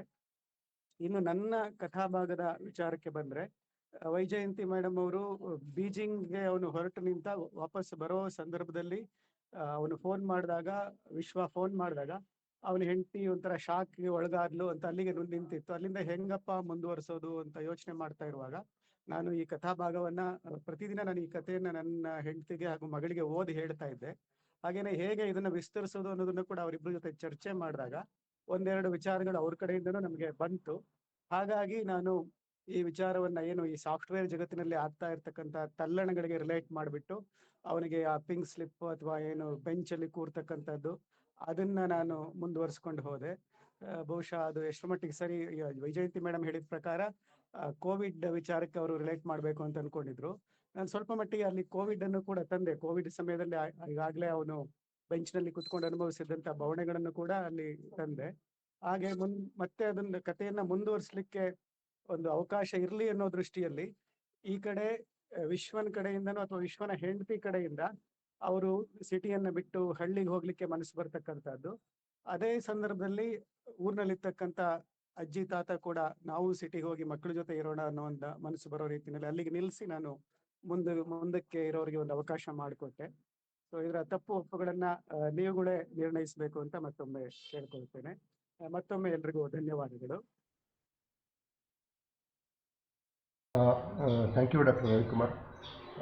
ಡಾಕ್ಟರ್ ರವಿಕುಮಾರ್ ಅವರ ಒಂದು ಬರಹದ ಬಗ್ಗೆ ಏನಾದರೂ ಕಮೆಂಟ್ಸ್ ಮಾಡೋದಿದ್ರೆ ಅಥವಾ ಸಲಹೆಗಳನ್ನು ಕೊಡೋದಿದ್ರೆ ಅವಕಾಶ ಇರುತ್ತೆ.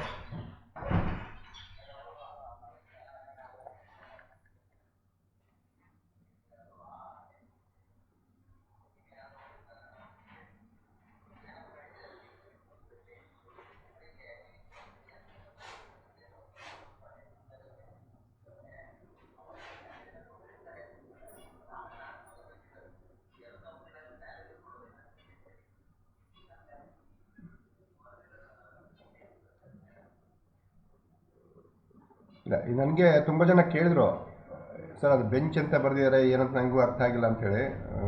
ನನಗೂ ಕೂಡ ಅದ್ರ ಬಗ್ಗೆ ಸರಿಯಾದ ಮಾಹಿತಿ ಇರಲಿಲ್ಲ. ಅಲ್ಲಿ ಅವತ್ತು ಆ್ಯಕ್ಚುಲಿ ನಿಮಗೆ ಕೇಳಬೇಕು ಅಂತ ಅಂದ್ಕೊಂಡೆ ನಾನು. ಅದ್ರ ಬಗ್ಗೆ ಒಂದು ಪ್ಯಾರಾಗ್ರಾಫ್ನಷ್ಟು ವಿವರಣೆ ಬರೀರಿ ಅಂತ ಹೇಳಿಬಿಟ್ಟು. ಆದರೆ ಅವತ್ತು ನನಗೆ ಆಫೀಸಲ್ಲಿ ತುಂಬ ಕೆಲಸ ಇಟ್ಟಿದ್ದರಿಂದ ಅದು ಮತ್ತೆ ನಿಮ್ಮನ್ನು ಸಂಪರ್ಕ ಮಾಡೋಕ್ಕಾಗಲಿಲ್ಲ.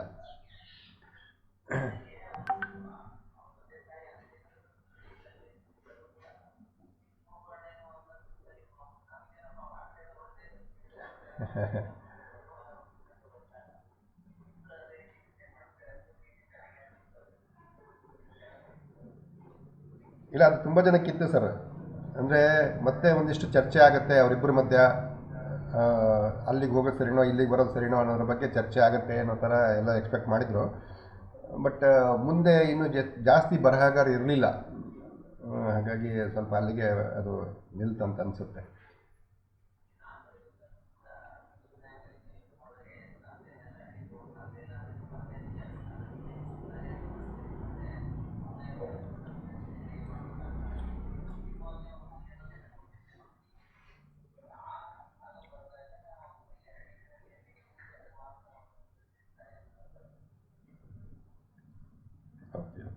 ಧನ್ಯವಾದಗಳು ಸರ್. ಅಂದ್ರೆ ಇತ್ತೀಚಿನ ದಿನಗಳಲ್ಲಿ ಬಹುತೇಕರ ಮನಸ್ಥಿತಿ ಇಲ್ಲಿರಲಾರೆ ಅಲ್ಲಿಗೆ ಹೋಗಲಾರೆ ಅನ್ನೋದಿದೆಯಲ್ಲ, ಅದನ್ನ ಬಿಂಬಿಸ್ಬೇಕು ಅಂತ ಅನ್ಕೊಂಡೆ ಸರ್ ನಾನು. ಅಲ್ಲ, ಈ ಮಾತು ಬೆಂಗಳೂರಿನವರಿಗೆ ಜಾಸ್ತಿ ಅಪ್ಲೈ ಆಗುತ್ತೆ. ಬೆಂಗಳೂರಿಗೆ ಇರೋಕ್ಕಾಗಲ್ಲ. ಮಹೇಶ್ವರಪ್ಪ ಸರ್.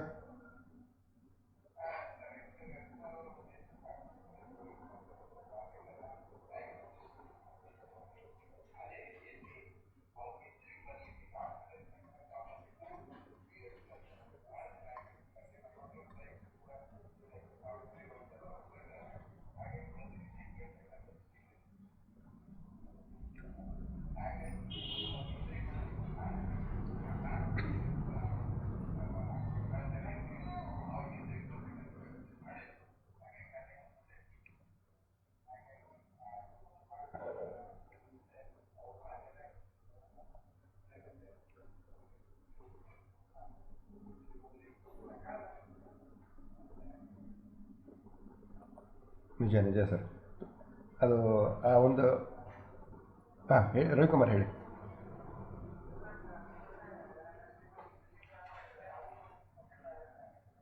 ಓ, ತುಂಬ ಖುಷಿ ಆಯಿತು ಮೇಡಮ್, ಹೇಳಿ.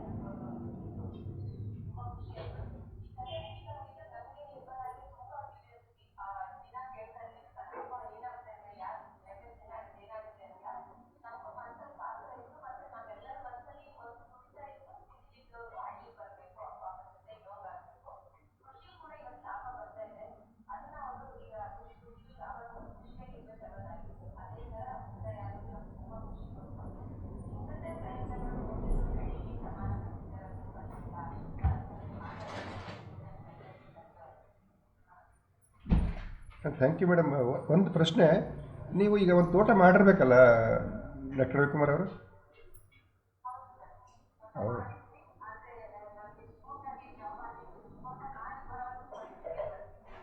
ಓಕೆ ಓಕೆ ಓಕೆ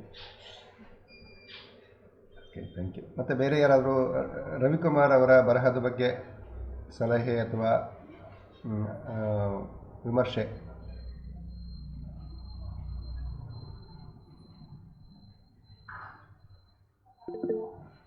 ಹಾಂ, ಹೇಳಿ.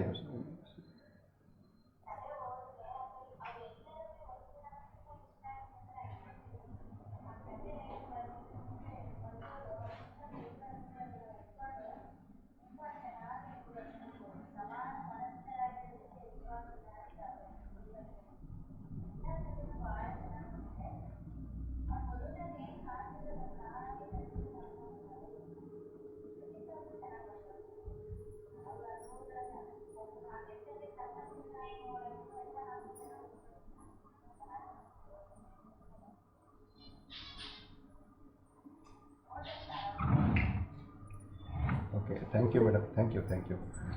ವೈಜಯಂತಿ ಮೇಡಮ್ ಏನೋ ಹೇಳ್ತಾ ಇದ್ದೀರಾ? ನಮಸ್ಕಾರ ರವಿಕುಮಾರ್ ಸರ್, ಕತೆ ತುಂಬಾ ಚೆನ್ನಾಗಿ ಬಂತು. ನಾನು ಅದು ಕೋವಿಡ್ ಇದ್ದೊಂದು ಬರೆದಿದೆ, ಅದು ತುಂಬಾ ಸಾಮಾನ್ಯ ವಿಷಯ, ಕಾಮನ್ ಆಗ್ತಿತ್ತು. ನೀವು IT ತೊಳಲಾಟ ಎಲ್ಲ ಬರೆದು ಮುಖ್ಯ ಮಕ್ಕಳಿದಾರಲ್ಲ, 3rd ಜನರೇಷನ್ ಮೊಮ್ಮಕ್ಕಳು, ಅವರಿಗೆ ಒಂದು ಸಪೋರ್ಟ್ ಬೇಕು. ತಂದೆ ತಾಯಿ ವರ್ಕ್ ಮಾಡ್ತಾ ಇದ್ದಾಗ ಅವರಿಗೆ ಮಾಡೆಲ್ ಗ್ರೌಂಡ್ ಅಲ್ಲಿ ಇಡಕ್ಕೆ, ಅಥವಾ ಮನೆಗೆ ಬಂದ್ರೆ ಸೆಕ್ಯೂರ್ ಎನ್ವಿರಾನ್ಮೆಂಟ್ ಯಾರಿದ್ದಾರೆ, ಸಿಟಿಯಲ್ಲಿರೋ ಮಕ್ಕಳಿಗಂತೂ ತುಂಬಾ ಕಾಡುತ್ತೆ. ಸೊ ಆ ವಿಷಯನೆಲ್ಲ ನೀವು ತುಂಬಾ ಚೆನ್ನಾಗಿ ಬರೀರಿ, ನನಗೆ ತುಂಬಾ ಇಷ್ಟ ಆಯಿತು. Thank you sir. Thank you madam. Doctor Ravikumar ಅವರ ಮಿಸಸ್ ಹೇಳ್ತಿದ್ರು, 7 ಜನ ಬೇರೆ ಬೇರೆಯವ್ರು ಬರೆದು ಒಂದು ಕತೆ ಬರೆದಿದ್ದು ತುಂಬ ಖುಷಿ ಆಯಿತು ಅಂಥೇಳಿ. 2 ವಾರದ ಹಿಂದೆ ನಾವು ಸಂವಾದ ಮಾಡಿದಾಗ ಬೆಂಗಳೂರಿನ ವೆಂಶ್ರೀ ರವೀಂದ್ರ ಅಂಥೇಳಿ ಸಮನ್ವಯ ಸಮಿತಿಯ ಅಧ್ಯಕ್ಷರು, ಅವರು ಮಾತಾಡ್ತಾ ಒಂದು ವಿಷಯ ಹೇಳಿದರು. ಬೆಂಗಳೂರಿನಲ್ಲಿ ಸಮನ್ವಯ ಸಮಿತಿಯಿಂದ 27 ಜನ ಲೇಖಕಿಯರಿಂದ ಬರೆಸ್ಬಿಟ್ಟು ಒಂದು ಕಾದಂಬರಿನ ಅವರು ಪ್ರಿಂಟ್ ಮಾಡಿಸಿದ್ದಾರೆ. ಒಂದು ಇಡೀ ಕಾದಂಬರಿ, ಒಂದೇ ಕಾದಂಬರಿ, ಬಟ್ 27 ಜನ ಬರೆದಿದ್ದಾರೆ. ಇದೇ ರೀತಿ ಅಂದರೆ ಒಬ್ರಿಗೊಬ್ರು ಕೊಡ್ತಾ ಹೋಗೋದು, ಅದನ್ನು ಒಂದು ಕಾದಂಬರಿ ರೂಪಕ್ಕೆ ತರೋದು. ನಿಜವಾಗ್ಲೂ ನನಗೆ ತುಂಬ ಆಶ್ಚರ್ಯ ಅನಿಸ್ತು. ಆ್ಯಕ್ಚುಲಿ ನಾವು ಮುಂಚೆ ಹೆಸರು ಕೊಟ್ಟಾಗ 27 ಜನನೇ ಇದ್ದರು ನಮ್ಮಲ್ಲೇ ಕೂಡ. ನಾನು ಅವಾಗ ಸುಮ್ಮನೆ ಅಂದಿದ್ದೆ, ಇದು ಒಂದು ಎಲ್ಲರೂ ಬರೆದ್ರೆ ಒಂದು ಕಾದಂಬರಿ ಆಗುತ್ತೆ ಅಂತ ಅಂದಿದ್ದೆ. ಅದಾದ ಮೇಲೆ ಆ ಸಂವಾದ ಕಾರ್ಯಕ್ರಮ ನಡೀತು. ಆವಾಗ ಅವರು ಹೇಳಿದರು, ಇಲ್ಲ ನಮ್ಮಲ್ಲಿ ಅದನ್ನ ಮಾಡಿದ್ದೀವಿ, ಅದನ್ನ ಪ್ರಯೋಗ ಮಾಡಿದ್ವಿ, ತುಂಬ ಯಶಸ್ವಿಯಾಗಾಯಿತು. ಮತ್ತು ಅದನ್ನು ಬಿಡುಗಡೆ ಮಾಡಿದ ದಿವಸ ಕೂಡ ಇನ್ಸ್ಟಿಟ್ಯೂಟ್ ಆಫ್ ವರ್ಲ್ಡ್ ಕಲ್ಚರಲ್ಲೂ ಮಾಡಿದ್ದಾರೆ. ಅಲ್ಲಿ 27 ಜನ ನಿಂತ್ಕೊಂಡು ಅದನ್ನು ಪುಸ್ತಕ ಬಿಡುಗಡೆ ಮಾಡಿದಂತೆ. ತುಂಬ ಖುಷಿಯಾಗುವಂಥ ವಿಷಯ. ಸೊ ಮುಂದೆ ಅವಕಾಶ ಸಿಕ್ಕರೆ ಖಂಡಿತವಾಗಿ ಒಳ್ಳೊಳ್ಳೆಯ ಕಥೆಗಳನ್ನು ನಮ್ಮ ಗ್ರೂಪಿಂದ ಬರೆದವ್ರದ್ದೆಲ್ಲ ಸೇರಿಬಿಟ್ಟು ಒಂದು ಕಥಾ ಸಂಕಲನ ಕೂಡ ಮಾಡೋದಕ್ಕೆ ಪ್ರಯತ್ನ ಮಾಡೋಣಂತೆ. ಈಗ ಮುಂದಿನ ಕಥೆಗಾರ್ತಿ ಶ್ರೀಮತಿ ಲಲಿತಾರಾವ್ ಅವರು. ಸೊ ನನಗೆ ಈ ಕತೆ ಆರಂಭ ಆದಾಗ ಮತ್ತು ಈ ಹಂತಕ್ಕೆ ಬಂದಾಗ ನನಗೆ ಈ ಕತೆ ಹೆಚ್ಚು ಕಡಿಮೆ ಲಲಿತಾರಾವ್ ಅವರ ಕಥೆನೇ ಇದ್ದಂಗಿದೆ ಅಂತ ಅನಿಸ್ತಾ ಇತ್ತು. ಅವರು ಎಲ್ಲರೂ ಈಗ ಪ್ರಯತ್ನ ಮಾಡ್ತಿದ್ದಾರೆ. ಅಂದರೆ ಈಗ ಹಳ್ಳಿಗೆ ಹೋಗಬೇಕು, ಈ ಸಿಟಿ ಲೈಫ್ ಸಾಕು ಅಂತ ಹೇಳಿ ಆಲೋಚನೆ ಈಗ ಶುರುವಾಗ್ತಾ ಇದೆ. ಬಟ್ ಲಲಿತಾರಾವ್ ಅವರು ಮತ್ತು ಅವರ ಹಸ್ಬೆಂಡ್ ಶೇಷಗಿರಿರಾವ್ ಅವರು ಸುಮಾರು 32-33 ವರ್ಷಗಳ ಹಿಂದೆಯೇ ಇಂಥ ಒಂದು ನಿರ್ಧಾರವನ್ನು ತೆಗೆದುಕೊಂಡು, ತುಂಬ ದೃಢವಾಗಿರ್ತಕ್ಕಂಥ ನಿರ್ಧಾರವನ್ನು ತಗೊಂಡು ಅವರು ಪಾವಗಡ ಹತ್ರ ಚೆನ್ನಕೇಶಪುರ ಅಂತಲ್ಲಿ ಅಲ್ಲಿದ್ದಾರೆ, ಕೃಷಿಯನ್ನೇ ಮಾಡ್ಕೊಂಬಂದಿದ್ದಾರೆ. ಈ ಕಥೆಯಲ್ಲಿ ಹೇಗೆ ಒಂದು ಪಾತ್ರಗಳಿದೆ ಅದೇ ರೀತಿಯ ಪಾತ್ರಗಳನ್ನು ಅವರ ಕುಟುಂಬದಲ್ಲಿ ನೋಡ್ಬೋದು. ನನಗೆ ಅವರು ಇದೇ ಗುಂಪಲ್ಲಿ ಇದ್ದಿದ್ದು ನಂಗೆ ಭಾರಿ ಖುಷಿ ಆಯಿತು. ಸೊ ಈಗ ಲಲಿತಾರಾವ್ ಅವ್ರು ಏನು ಮಾತಾಡ್ತಾರೆ ಅದು ಈ ಕಥೆಗೂ ಮತ್ತು ಅವರ ಜೀವನಕ್ಕೂ ಮತ್ತು ಅವ್ರು ಬರೆದಿರೋದಕ್ಕೂ ತುಂಬ ಒಂದಕ್ಕೊಂದು ಹೊಂದಾಣಿಕೆ ಇದೆ ಅಂತ ಅನಿಸುತ್ತೆ. ಸೊ ಈಗ ದಯವಿಟ್ಟು ಲಲಿತಾರಾವ್ ಅವರು ತಮ್ಮ ಅನಿಸಿಕೆಯನ್ನು ಮತ್ತು ನಿಮ್ಮ ಭಾಗದ ವಿಮರ್ಶೆಯನ್ನು ಕೂಡ ಮಾಡಬೇಕಂತ ಹೇಳಿ ಕೇಳ್ಕೊಳ್ತೀನಿ.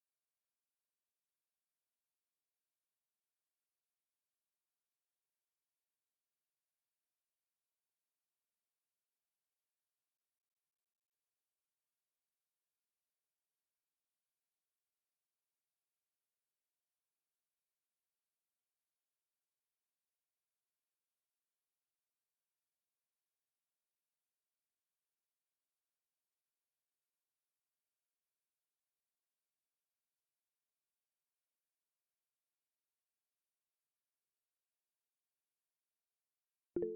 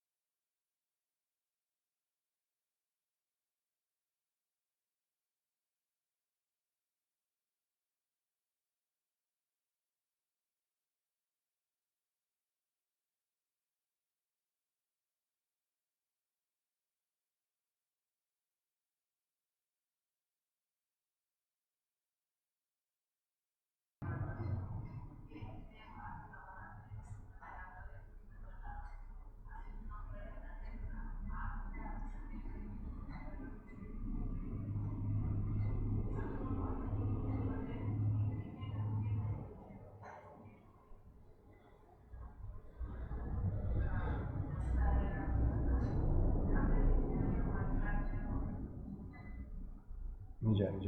ಇಲ್ಲ ಟಿವಿ ನಿಮ್ಮ ಇವರು ಸೀರಿಯಲ್ ನೋಡದೇ ಇದ್ದಿದ್ದು ಒಳ್ಳೇದಾಯ್ತು. ಇಲ್ಲಾಂದ್ರೆ ಟಿವಿ ಸೀರಿಯಲ್ ಯಾವ್ಯಾವ ರೀತಿ ಎಲ್ಲಿ ಹೇಗೆ ಹೇಗೆ ಹೇಳ್ಕೊಂಡು ಹೋಗ್ತಾರೆ ಹಾಗೆ ನಾವು ಕಥೆಗಳನ್ನ ಹೇಳ್ದ್ ಬಿಡ್ತಿದ್ವೇನೋ ಬಹುಶಃ.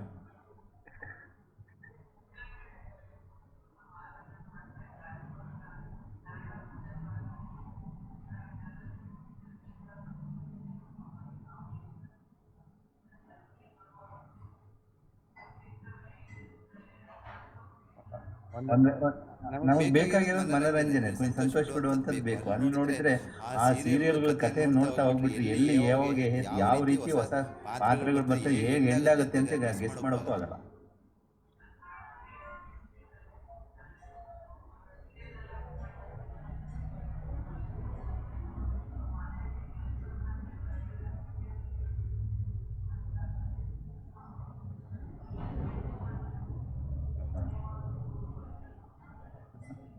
ಹೌದೌದು ಹೌದು.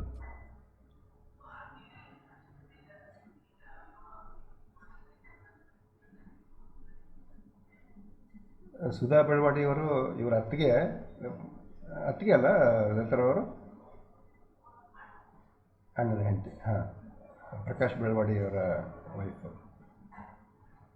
ಪ್ರಕಾಶ್ ಬೆಳವಾಡಿ ತಂಗಿ. ಹಾಂ ಹೌದು ಹೌದು. Okay okay. ಮತ್ತು ಇವರ ಹಸ್ಬೆಂಡ್ ಶೇಷಗಿರಿರಾವ್ ಕೂಡ ತುಂಬ ಕ್ರಿಯೇಟಿವ್ ಆಗಿರ್ತಾರೆ. ಕೃಷಿ ಇದರಲ್ಲಿ ಸಾಕಷ್ಟು ಹೊಸ ಥರಗಳನ್ನು ಹುಡುಕ್ತಾ ಇರ್ತಾರೆ. ಮತ್ತು ಅವರು ನ್ಯಾಚುರಲ್ ರೆಮಿಡಿ ಇದಕ್ಕೆ ಕೂಡ ಡೈರೆಕ್ಟರ್ ಆಗಿದ್ದರು ಕೆಲವು ಸಮಯ. ಮತ್ತು ಮೆಡಿಸಿನಲ್ ಪ್ಲಾಂಟ್ಸ್ ಬಗ್ಗೆ ಸಾಕಷ್ಟು ಜ್ಞಾನ ಇದೆ. ಮಕ್ಕಳು ಕೂಡ ತುಂಬ ಬುದ್ಧಿವಂತರು.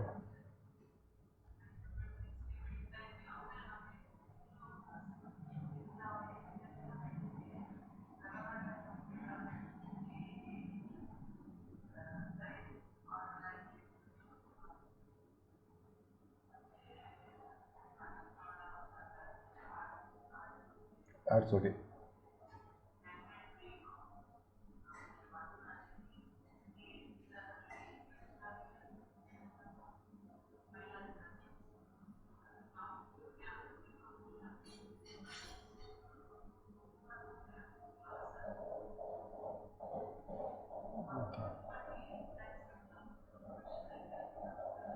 ಜಾಯಿಂಟ್ಸ್ ಪೇನ್ಗೆ ಯೂಸ್ ಮಾಡ್ತಾರಲ್ಲ ಅದನ್ನ. ಹಾ ಹೌದು, ಮಂಗರಬಳ್ಳಿ ಅಥವಾ ಮಂಗರವಳ್ಳಿ.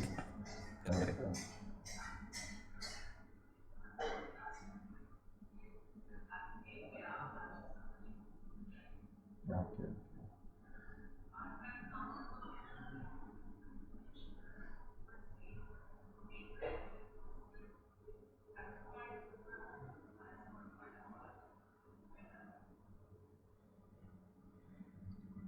Okay,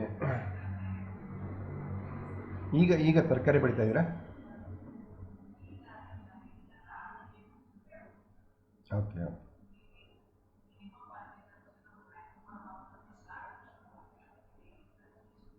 okay.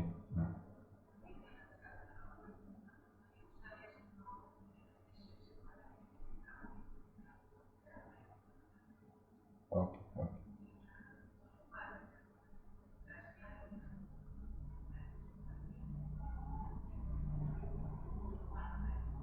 ಓಕೆ. ಓಕೆ.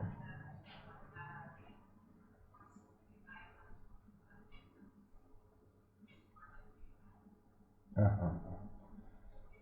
ಇಲ್ಲ, ತುಂಬ ಖುಷಿಯಾಗುತ್ತೆ. ನಿಮ್ಮದು ಈವನ್ ಮನೆ ಕೂಡ ತುಂಬ ಒಂದು 100 ವರ್ಷದ ಹಳೆಯ ಮನೆ ಇದೆ, ತುಂಬ ಸಂಪ್ರದಾಯಸ್ಥವಂತ ಬದುಕು, ನಿಸರ್ಗದ ಮತ್ತೆ ಇದೆ.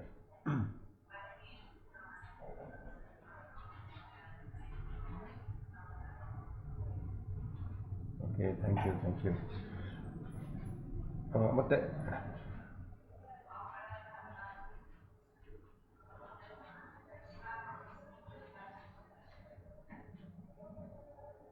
ಚೆನ್ನಕೇಶವಪುರ ಅಂತ sir.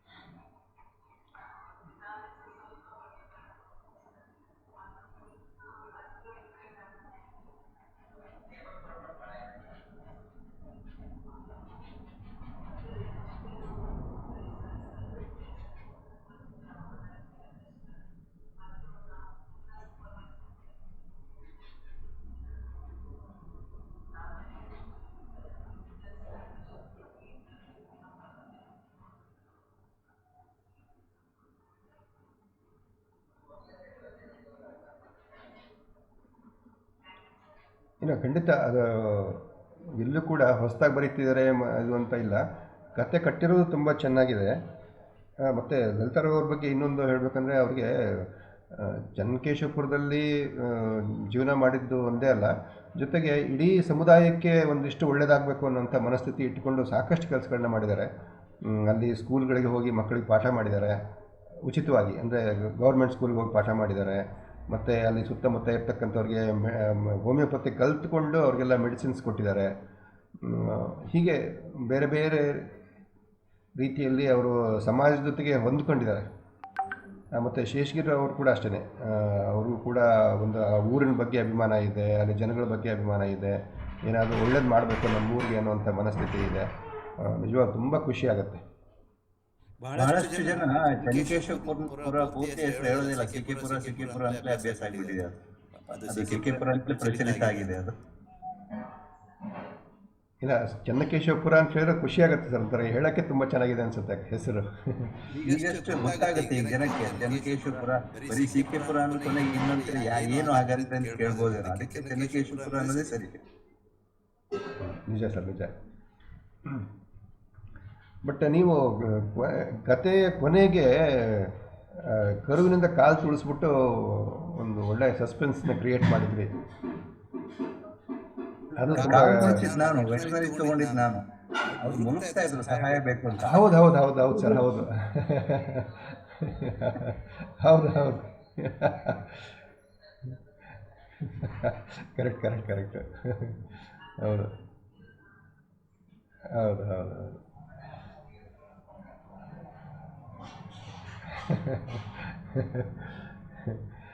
Okay okay sir. Sir, ಈಗ ಮುಂದಿನ ಇದು ತಮ್ಮದೇ doctor M T Manjunath sir ಅವ್ರದ್ದೇ ಈಗ ಅವರ ಅನುಭವ ಮತ್ತು ಇದನ್ನ ಕತೆ, ಇಡೀ ಕಥೆಯ ಬಗ್ಗೆ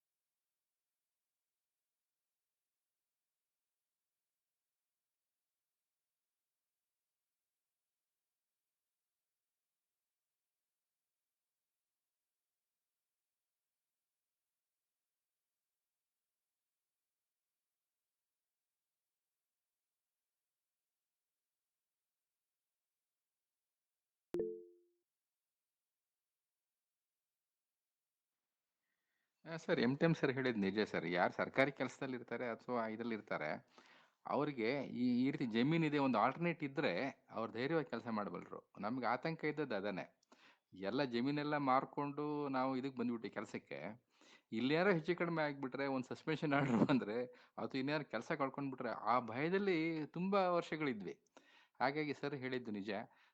ಅಲ್ಲಿ ಏನಾದ್ರು ಜಮೀನಂತ ಇದ್ರೆ ಖಂಡಿತವಾಗಿ ಅವ್ರು ಇಲ್ಲಿ ಕೆಲಸ ಮಾಡುವಾಗ ನಿರಾಳವಾಗಿ ಕೆಲಸ ಮಾಡ್ಲಿಕ್ಕೆ ಆಗತ್ತೆ ಅಂತಂತ ಹೇಳಿ ಅದು ಅದನ್ನ ಅವ್ರು ಸೇರಿಸಿರ್ತಕ್ಕಂಥದ್ದು ಒಳ್ಳೇದೇ ಸರ್. ನಂತರ ನಾವು ಹಾಕೊಳ್ತಾ ಇದ್ವಿ. ಅದು ನನಗೆ ಆಕ್ಚುಲಿ ತಕ್ಷಣಕ್ಕೆ ಬಂತು. ನಮ್ಮಲ್ಲೆಲ್ಲ ಒಂದು ಸಣ್ಣ ಗಾಯ ಆದ ತಕ್ಷಣ ಏನೋ ಕೈಗೆ ಕುಯ್ಕೊಂಡ ತಕ್ಷಣ ನಮ್ಮ ಅಮ್ಮ ಬಂದು ಹಾಕ್ಬಿಡೋರು. ಕಾಫಿ ಪುಡಿ ಅಂತಂದು ಇಮಿಡಿಯೇಟ್ ಆಗಿ ಒತ್ತಿ ಬಿಡೋರು. ಅದು ತುಂಬಾ ನ್ಯಾಚುರಲ್ ಆಗಿ ಬಂದಿದೆ. ಅದು ನಮ್ಮ ಇದರಲ್ಲಿರುವಂಥದ್ದನ್ನೇ ಅವ್ರು ಬರೆದಿದ್ದಾರೆ ಅಂತ ಹೇಳಿ ನನಗೆ ಅನ್ನಿಸ್ತು ಸರ್. ಭಾಳ ಚೆನ್ನಾಗಿ ಮುಂದುವರಿಸಿದ್ದಾರೆ ಸರ್ ಅವರು. Thank you. ಮತ್ತು ಬೇರೆಯವರು ಯಾರು?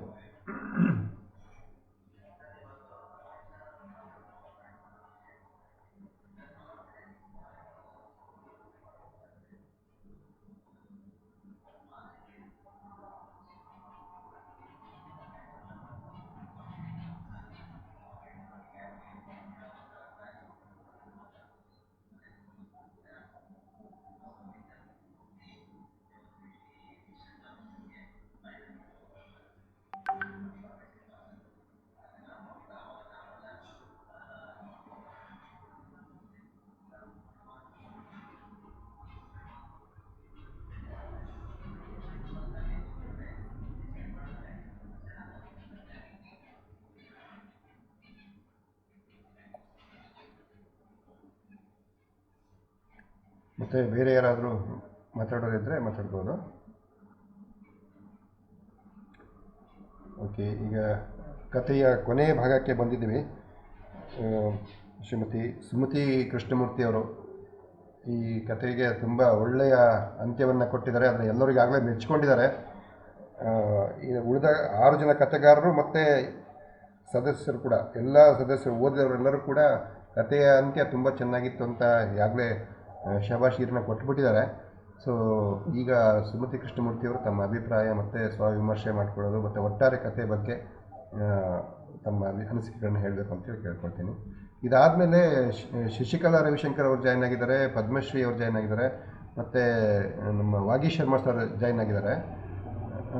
ಅವರು ಕೂಡ ತಮ್ಮ ಒಟ್ಟು ಕಥೆಯ ಬಗ್ಗೆ ತಮ್ಮ ಅಭಿಪ್ರಾಯನ ಹೇಳ್ಬೋದು ಅಂತ ಹೇಳಿ ನಾನು ವಿನಂತಿಸ್ತಾ ಇದ್ದೀನಿ. ನಮಸ್ಕಾರ ಮೇಡಮ್.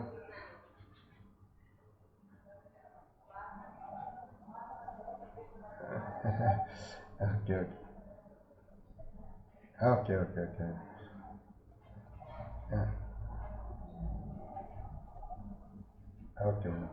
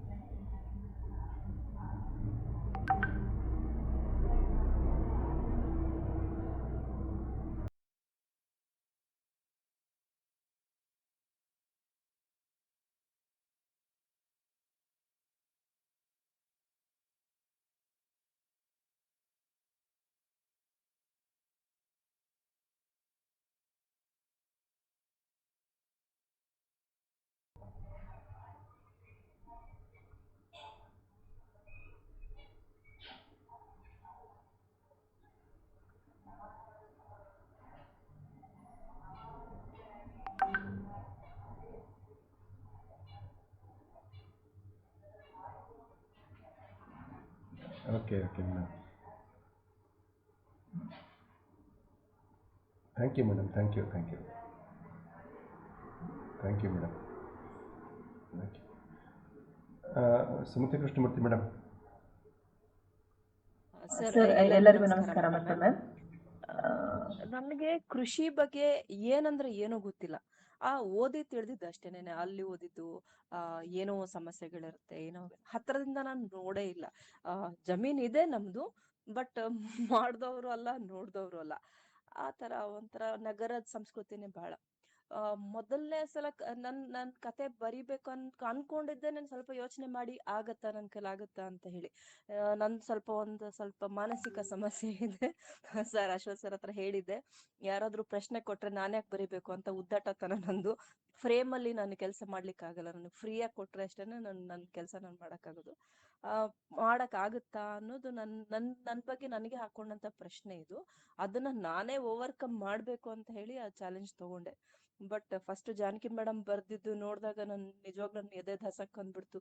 ಏನಪ್ಪಾ ಈ ತರ ಮಲ್ನಾಡ್ ಅಂತ ತಂದಿದ್ದಾರೆ. ಈ ಹಳ್ಳಿಗಳು ಬಯಲುಸೀಮೆ ಹಳ್ಳಿಗಳಾದ್ರೂ ಅಟ್ಲೀಸ್ಟ್ ಸ್ವಲ್ಪ ನೋಡಿರ್ತೀನೇನೋ, ಮಲ್ನಾಡ್ ಹಳ್ಳಿಗಳು ಇನ್ನ ಏನೂ ಗೊತ್ತಿಲ್ಲ ಅದ್ರ ಪರಿಚಯ ಹೇಗೆ ಹೇಗೆ ಅಂತ.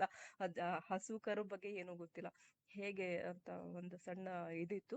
ಬಟ್ ಆಮೇಲೆ ಕತೆ ರವಿಕುಮಾರ್ ಸರ್ ಬೆಳೆಸಿದ ಕತೆ ನೋಡಿ ನನಗೆ ಧೈರ್ಯ ಬಂತು. ಓಕೆ ಇವಾಗ ನಗರ ಕೂಡ ಬಂದಿದೆ. ನಾನ್ ಕಲ್ಪನೆ ಮಾಡ್ಕೊಳ್ಳೋದ್ ಏನ್ ಬೇಕಾಗಿಲ್ಲ. ನಾವ್ ಏನ್ ನೋಡ್ತಿದೀವಿ, ಏನ್ ಅನುಭವಿಸ್ತಾ ಇದೀವಿ, ಅಥವಾ ನಮ್ಮ ಸುತ್ತಮುತ್ತಲು ಇರೋರು ಯಾವ ತರ ಇದಾಗ್ತಿದ್ದಾರೆ, ಆ ಮಾನಸಿಕ ಇದನ್ನೆಲ್ಲ ನೋಡಿದಾಗ ಅನ್ಸಿತ್ತು, ಹೌದು ಇದನ್ನ ನಾನು ಬರಿಬಹುದು ಅಂತ ಹೇಳಿ. ಆಮೇಲೆ ನಾನು ಇಸ್ರೇಲ್ ಮಾದರಿಯ ಕೃಷಿನ ನಾನು ಸುಮಾರು ಒಂದಷ್ಟು ಓದಿದ್ದೀನಿ. ಈ ತರ ಮಾಡ್ತಾರೋರು, ಈ ತರ ಮಾಡ್ತಾರಂತ. ಇಡೀ ಜಗತ್ತಿಗೆ ಮಾದರಿಯಾದಂತಹ ಕೃಷಿ ವಿಧಾನ ಅಲ್ಲಿದೆ. ಒಂದಷ್ಟು ಪುಸ್ತಕಗಳು ಓದಿದ್ದೀನಿ ಅದ್ರ ಬಗ್ಗೆ. ಅದು ತುಂಬಾ ಇಷ್ಟ ಆಗ್ತಿತ್ತು. ನಾವ್ಯಾಕೆ ಮಾಡ್ತಾ ಇಲ್ಲ, ಇಷ್ಟೊಂದು ಲ್ಯಾಂಡ್ ಇದೆ, ಇಷ್ಟೊಂದು ಪಾಪ್ಯುಲೇಷನ್ ಇದೆ, ನಾವ್ಯಾಕೆ ಮಾಡ್ಬಾರ್ದು ಇಂಡಿಯಾದಲ್ಲಿ ಅಂತ ಹೇಳಿ. ಯಾರೋ ಒಬ್ರು ಮಾಡ್ಲಿ ಅನ್ನೋದೇ ನಮ್ಮ ಮನಸ್ಥಿತಿಗಳು. ನಾವೇ ಮಾಡ್ಬೇಕು ಅಂತ ಬಂದಾಗ ನಿಜವಾಗ್ಲೂ ನಮ್ಗಳ್ಗ ಅಷ್ಟು ಮೈ ಬಗಲ್ಲ. ನಾನು ಈ ವಿಷಯದಲ್ಲಿ ನಾನು ಲಲಿತಕ್ಕಂಗೆ ಹ್ಯಾಟ್ಸ್ ಆಫ್ ಹೇಳಲೇಬೇಕು. ಈ ಕೆಲಸ ಅವರು 30-35 ವರ್ಷ ಮುಂಚೆನೆ ಮಾಡಿದ್ದಾರೆ. ಇವಾಗವರೆಗೂ ಅದನ್ನ ಅವ್ರು ಸಸ್ಟೈನ್ ಮಾಡ್ತಿದ್ದಾರೆ, ದೃಢವಾಗಿ ನಿಂತಿದ್ದಾರೆ ಅಂತಂದ್ರೆ ನಿಜವಾಗ್ಲೂ ಅವ್ರಿಗೆ ಒಂದು ಮೆಚ್ಚುಗೆಯನ್ನ ಕೊಡ್ಲೇಬೇಕಾಗತ್ತೆ.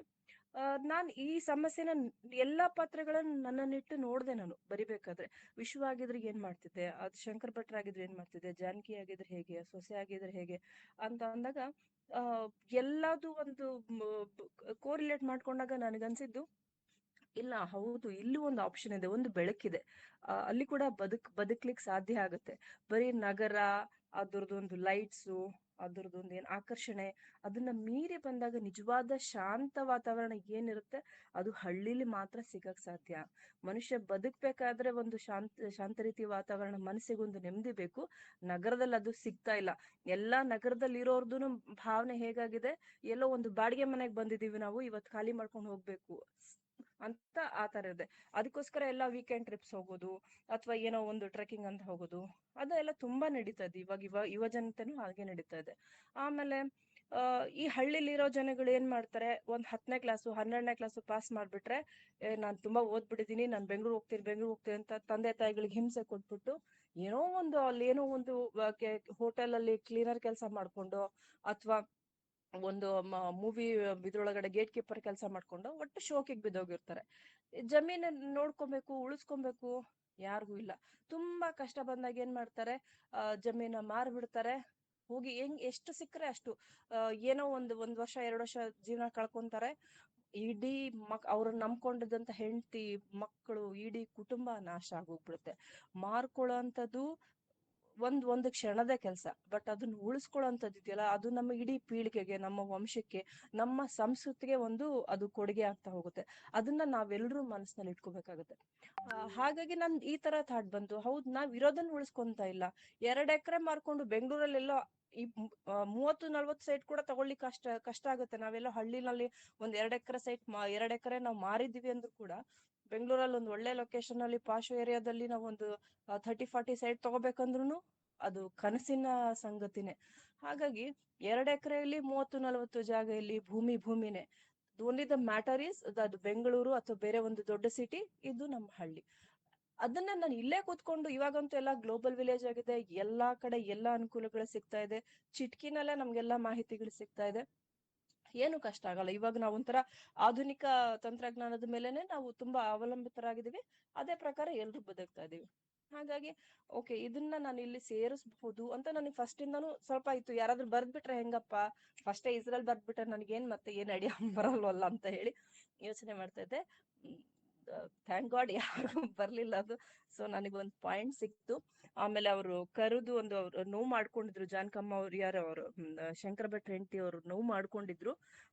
ಅದನ್ನ ನನಗೆ ತುಂಬಾ ಅದನ್ನ ಟ್ಯಾಕಲ್ ಆಗ್ಲಿಲ್ಲ. ನನಗೆ ಅದು ಪೇನ್ ಹೇಗಿರುತ್ತೆ ಅಂತ ಗೊತ್ತಿಲ್ಲ. ಹಾಗಾಗಿ ಅದನ್ನ ಸ್ವಲ್ಪ ಒಂದ್ ಸಣ್ಣ ಓವರ್ಕಮ್ ಮಾಡ್ದೆ, ಅದೊಂದ್ ಸಣ್ಣ ತಪ್ಪು ಮಾಡದ್ನ ಅಂತ ಇದೆ. ಆಮೇಲೆ ಮಕ್ಳುಗಳು ಕೂಡ ಅಷ್ಟೇನೆ. ಇವಾಗಿನ ಮಕ್ಳಿಗೆ ಒಂದು ಪೇರೆಂಟ್ಸು ಅಥವಾ ಎಲ್ಡರ್ ಪೇರೆಂಟ್ಸ್ ಏನಿರ್ತಾರೆ ಅವ್ರ ಜೊತೆ ಇದ್ರೆ ಅವ್ರು ಇನ್ನೂ ಅಷ್ಟು ಖುಷಿಯಾಗಿರ್ತಾರೆ ಅಂತ. ನಾವು ನಮ್ಮ ಬಾಲ್ಯನ ಅನುಭವಿಸಿದಷ್ಟು ನಮ್ಮ ಮಕ್ಕಳುಗಳು ಅನುಭವಿಸ್ತಾ ಇಲ್ಲ. ಅಷ್ಟೊಂದು ಕೂಡು ಕುಟುಂಬ ಆಗ್ಲಿ, ಅದೊಂದು ಎಲ್ಲರಿಗೂ ಕೊಳ್ಳುವಿಕೆ ಆಗ್ಲಿ ಏನು ಇಲ್ಲ. ತುಂಬಾ ಸ್ವಾರ್ಥನೇ ಇವಾಗ ತುಂಬ್ಕೊಂಡು ಹೋಗ್ತಾ ಇದೆ. ಅದನ್ನ ಸ್ವಲ್ಪ ಓವರ್ಕಮ್ ಮಾಡ್ಲಿಕ್ಕೆ ಅಂತ ಹೇಳಿ ಐಡಿಯಾಲಜಿನ ಹಾಗೆ ಇಟ್ಕೊಂಡೆ. ಹಾಗಾಗಿ ನಾನು ಇವನ್ನ ಒಂದೇ ಸಲ ಮಾಡಿದ್ರೆ ಒಂಥರ ನಾಟಕೀಯ ಅನ್ಸುತ್ತೆ. ವಿಶ್ವನಾಥ ಒಂದೇ ಸಲ ಇದಾಗ್ಬಿಟ್ಟು ಪರಿವರ್ತನೆ ಆಗ್ಬಿಟ್ಟು ಸೀದಾ ಬಂದ್ಬಿಡ್ತೀನಿ, ಹಳ್ಳಿ ಬಂದ್ಬಿಡ್ತೀನಿ ಅಂದ್ರೆ ಕಷ್ಟಗಳಿದ್ದೇ ಇರುತ್ತೆ. ಹಾಗಾಗಿ ನಾನು ವಿಜಯ್ ಕ್ಯಾರೆಕ್ಟರ್ನ ಇಂಟ್ರೊಡ್ಯೂಸ್ ಮಾಡ್ತೀನಿ. ಅವ್ನು ಅಲ್ಲಿಂದ ಇಸ್ರೇಲಿಂದ ಏನ್ ಕಲ್ತ್ಕೊಂಡ್ ಬಂದಿರ್ತಾನೋ ಅದನ್ನ ನೋಡಿ ಇವನು ಅದನ್ನ ಪ್ರಭಾವಿತನಾಗಿ ಓಕೆ ನಾನು ಮಾಡ್ಬಹುದು ಈ ತರ ಅಂತ ಹೇಳ್ಕೊತಾನೆ, ಆತರ ಮಾಡ್ತಾನೆ ಅಂತ ಹೇಳಿ ಅಲ್ಲಿ ಒಂದು ಆ ಪರಿಸರ ಎಲ್ಲರಿಗೂ ಇಷ್ಟ ಆಗಂತ ಪರಿಸರ ಆಗತ್ತೆ. ನಾವುಗಳು ಕೂಡ ಒಂದು ತುಂಬಾ ಹೆಕ್ಟಿಕ್ ವರ್ಕ್ ಆಯ್ತು ಅಂದ್ರೆ ಎಲ್ಲಾದ್ರೂ ಹಳ್ಳಿ ಕಡೆ ಹೋಗೋಣಪ್ಪ ಅಥವಾ ಇಲ್ಲ ಮಲ್ನಾಡಿಗೆ ಹೋಗೋಣ, ಒಂದ್ 4-5 ದಿವಸ ಆರಾಮಾಗಿ ಎಂಜಾಯ್ ಮಾಡ್ಕೊಂಡ್ ಬರೋಣ ಅಂತ ಹೋಗ್ತೀವಿ. ಎಂಜಾಯ್ ಮಾಡಕ್ಕಂತಾನೆ ಹೋಗ್ತೀವಿ. ಅದೇ ದಿನಾಗ್ಲೂ ಅದೇ ಎಂಜಾಯ್ಮೆಂಟ್ ಸಿಕ್ಕರೆ ಎಷ್ಟು ಪುಣ್ಯ ಅಲ್ವಾ. ಕುತ್ಕೊಂಡ್ ಕಡೆ ಹಳ್ಳಿಗಳಲ್ಲಿ ಇವಾಗೇನು ಎಜುಕೇಶನ್ಗೂ ಏನ್ ತೊಂದರೆ ಆಗ್ತಿಲ್ಲ, ಎಲ್ಲ ಇಂಟರ್ನೆಟ್ ಅಲ್ಲೆಲ್ಲ ಸಿಗತ್ತೆ. ತೀರಾ ತುಂಬಾ ಅಗತ್ಯ ಇದ್ದಿದೆ ಅಂದ್ರೆ ಹತ್ರ ನಿಯರ್ ಬೈ ಸಿಟಿಗೆ ಹೋಗ್ಬಹುದು, 1 or 2 hour ಕ್ಲಾಸ್ ಹೋಗ್ಬಿಟ್ಟು ಬರ್ಬಹುದು, ಎಲ್ಲ ಮಾಡ್ಬಹುದು. ನಾವುಗಳು ಧೈರ್ಯ ಮಾಡ್ಬೇಕಷ್ಟೇನೆ. ಅದೇ ನಾನೇ ವಿಶ್ವ ಆಗಿದ್ರೆ ಏನ್ ಮಾಡ್ತಿದ್ದೆ ಅಂತ ಅಂದಾಗ ಅದು ನನಗೆ ಬಹುಶಃ, ನಾನು ಪರ್ಸನಲಿ ಸುಮತಿಯಾಗಿ ಹೇಳ್ತಾ ಇರೋದು, ಬಹುಶಃ ಆ ತೀರ್ಮಾನ ಕಷ್ಟ ಆಗ್ತಿತ್ತೇನೋ. ಬಟ್ ಅದ್ ಕತೆಗೆ ನಾನು ಒಂದು ಸುಖಾಂತಿನ ಕೊಡ್ಬೇಕಾಗಿತ್ತು. ಆತರ ಇರ್ಲಿ ಅನ್ನೋದು ಒಂದು ಮಾರಲ್ ಇದು ಎಂಡಿಂಗ್ ಅಷ್ಟೇನೆ. But when it comes to practical ಇದು ಆ ಧೈರ್ಯ ನನಗಿದ್ಯಾ ಇಲ್ವಾ ನನಗ್ ಗೊತ್ತಿಲ್ಲ. ಇದು ಎಸ್ ಸರ್, ತುಂಬಾ ಮಾತಾಡ್ಬಿಟ್ಟೆ. ತುಂಬ ಚೆನ್ನಾಗಿ ಮಾತಾಡಿರಿ ಮೇಡಮ್. ತುಂಬ ಮಾತಾಡ್ದನ್ನಕ್ಕಿಂತ ತುಂಬ ಚೆನ್ನಾಗಿ ಮಾತಾಡಿದ್ರು ಅನ್ನೋದು ಸರಿ ಅನಿಸುತ್ತೆ. ಬಹುಶಃ ಈ 7 ಜನರಲ್ಲಿ ಈ ಈ ವಿಷಯಕ್ಕೆ ಅಥವಾ ಈ ಪರಿಸರಕ್ಕೆ, ಕಥೆಯ ಪರಿಸರಕ್ಕೆ ಹೊರಗೆ ನಿಂತು ಕಥೆಯನ್ನು ಹೆಣೆದಿದ್ದು ನೀವು ಒಬ್ಬರೇ ಅಂತ ಅನಿಸುತ್ತೆ. ಉಳಿದವರೆಲ್ಲರಿಗೂ ಕೂಡ ಆಯಾ ಪರಿಸರದ ಪರಿಚಯ ಇತ್ತು, ಮತ್ತು ಆಯಾ ಪಾತ್ರಗಳ ಪರಿಚಯ ಇತ್ತು, ಅವುಗಳನ್ನೆಲ್ಲ ಇನ್ಫ್ಲೂಯೆನ್ಸ್ ಕೂಡ ಇತ್ತು. ಹಾಗಾಗಿ ಕತೆ ಕಟ್ಟೋದು ಅವ್ರಿಗೆ ಸುಲಭ ಅನಿಸಿತ್ತು, ಅಥವಾ ಆ ಅನುಭವಗಳನ್ನ ಅಲ್ಲಿ ಸೇರಿಸಿದ್ರಿಂದ ಕತೆಗೊಂದು ಗಟ್ಟಿತನ ಬಂದಿತ್ತು. ಬಟ್ ನೀವು ಕೊನೆಯವರಾಗಿ ಈ ಯಾವುದೇ ಅನುಭವನೂ ಇಲ್ಲದೇ ಒಂದು ಕಥೆಯನ್ನು ತುಂಬ ಗಟ್ಟಿಯಾಗಿ ಕಟ್ಕೊಟ್ಟಿದ್ದೀರಿ. ಮತ್ತು ಎಲ್ಲರ ಬಯಕೆಯಂತೆ, ಎಲ್ಲರ ಒಂದು ಆಶಯದಂತೆ ಅದನ್ನ ಕಟ್ಕೊಟ್ಟಿರೋದು ನಿಜವಾಗ್ಲೂ ಕೂಡ ಒಂದು ಅಭಿನಂದನಾರ್ಹ.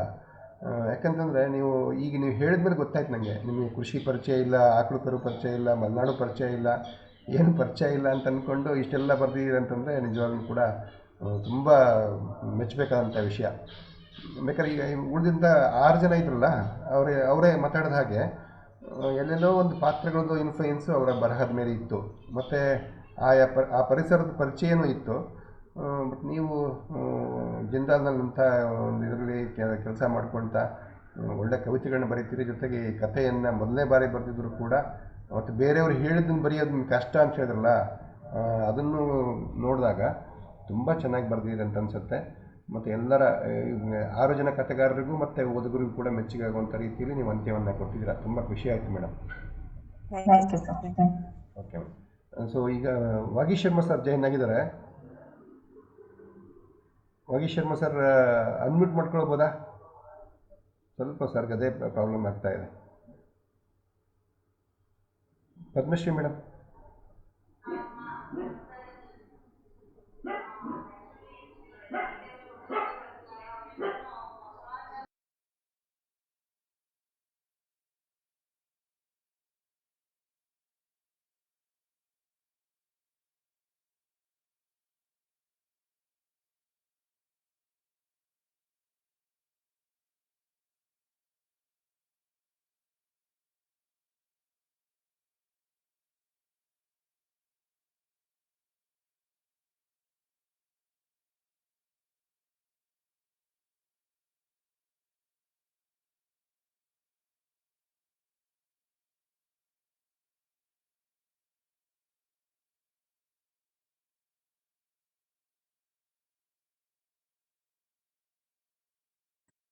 ಆಕ್ಚುಲಿ ಈಗ ಕತೆ ಬರಿಬೇಕು ಈ ಕಂತು ಅಂತ ಆದಾಗ ಈ ಕತೆಗಾರರಲ್ಲಿ ಏನ್ ತಳಮಳ ತಲ್ಲಣ ಉಂಟಾಯ್ತು, ಅವ್ರ ಆಲೋಚನೆಗಳು, ಇದನ್ನೇ ಒಂದು ಕಥಾವಸ್ತು ಆಗಿ ತಗೊಂಡು ಕತೆಗಾರ ಅಂತಲೋ ಅಥವಾ ಮುಂದುವರಿಯುವುದು ಅಂತಲೋ ಒಂದು ಶೀರ್ಷಿಕೆ ಕೊಟ್ಟು ಕಥೆಯನ್ನೇ ಬರಿಬಹುದು ಅನ್ಸ್ತದೆ ನನಗೆ.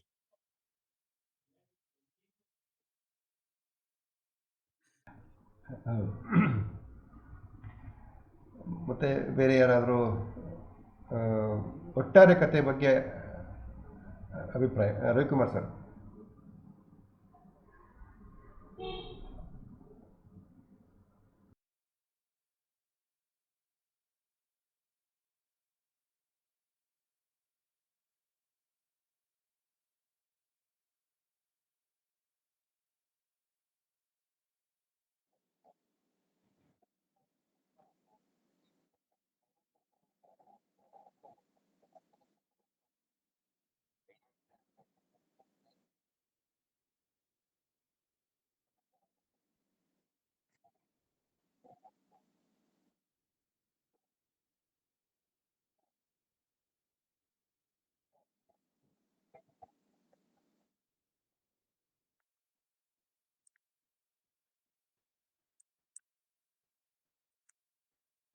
ಹ್ಮ್.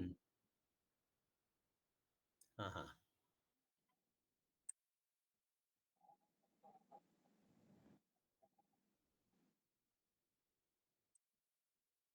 ಕೃಷಿಯಲ್ಲಿ ಏನಾದ್ರೂ ಹೊಸತು ಮಾಡಿ ತೋರಿಸ್ಬೇಕು.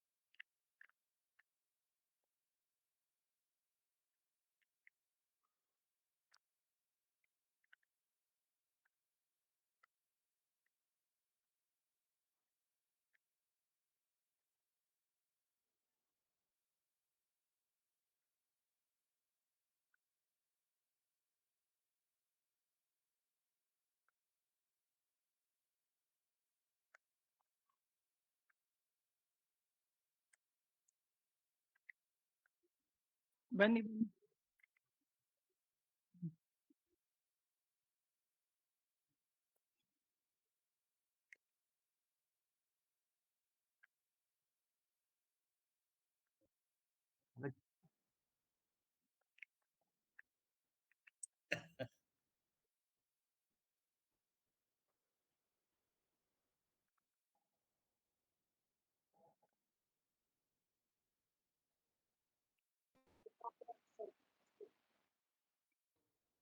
ಹೌದು ಮೇಡಮ್, ಬರ್ತೇವೆ. ಹಣ್ಣಿನ ಮರಗಳಿದ್ರೆ ಹಾರ್ವೆಸ್ಟಿಂಗ್ ಬರ್ತೀವಿ ಖಂಡಿತ.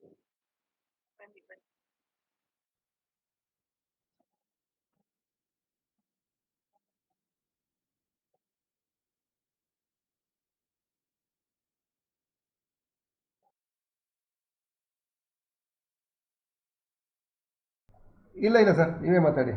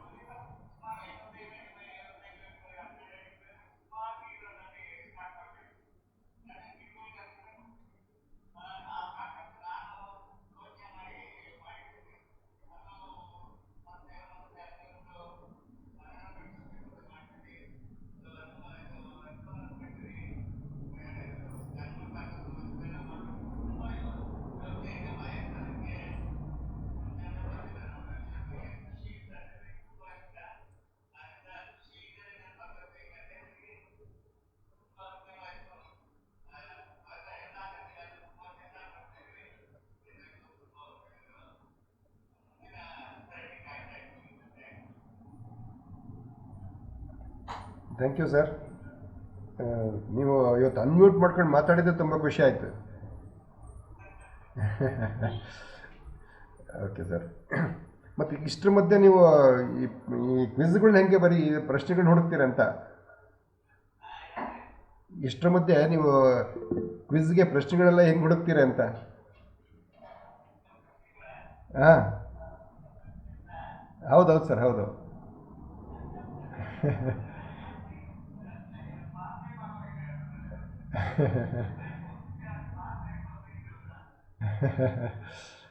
Right sir, right. ತುಂಬ ಖುಷಿ ಆಯಿತು. ನಿಜ ನಿಜ ಸರ್, ತುಂಬ ಖುಷಿಯಾಗುತ್ತೆ.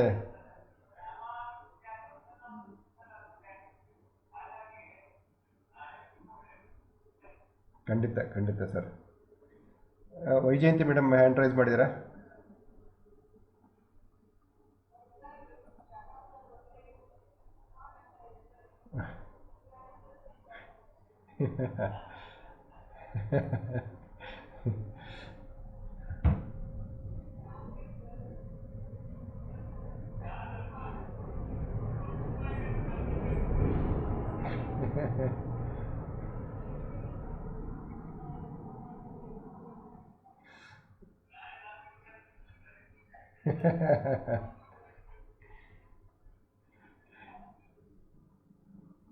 Okay, thank you sir.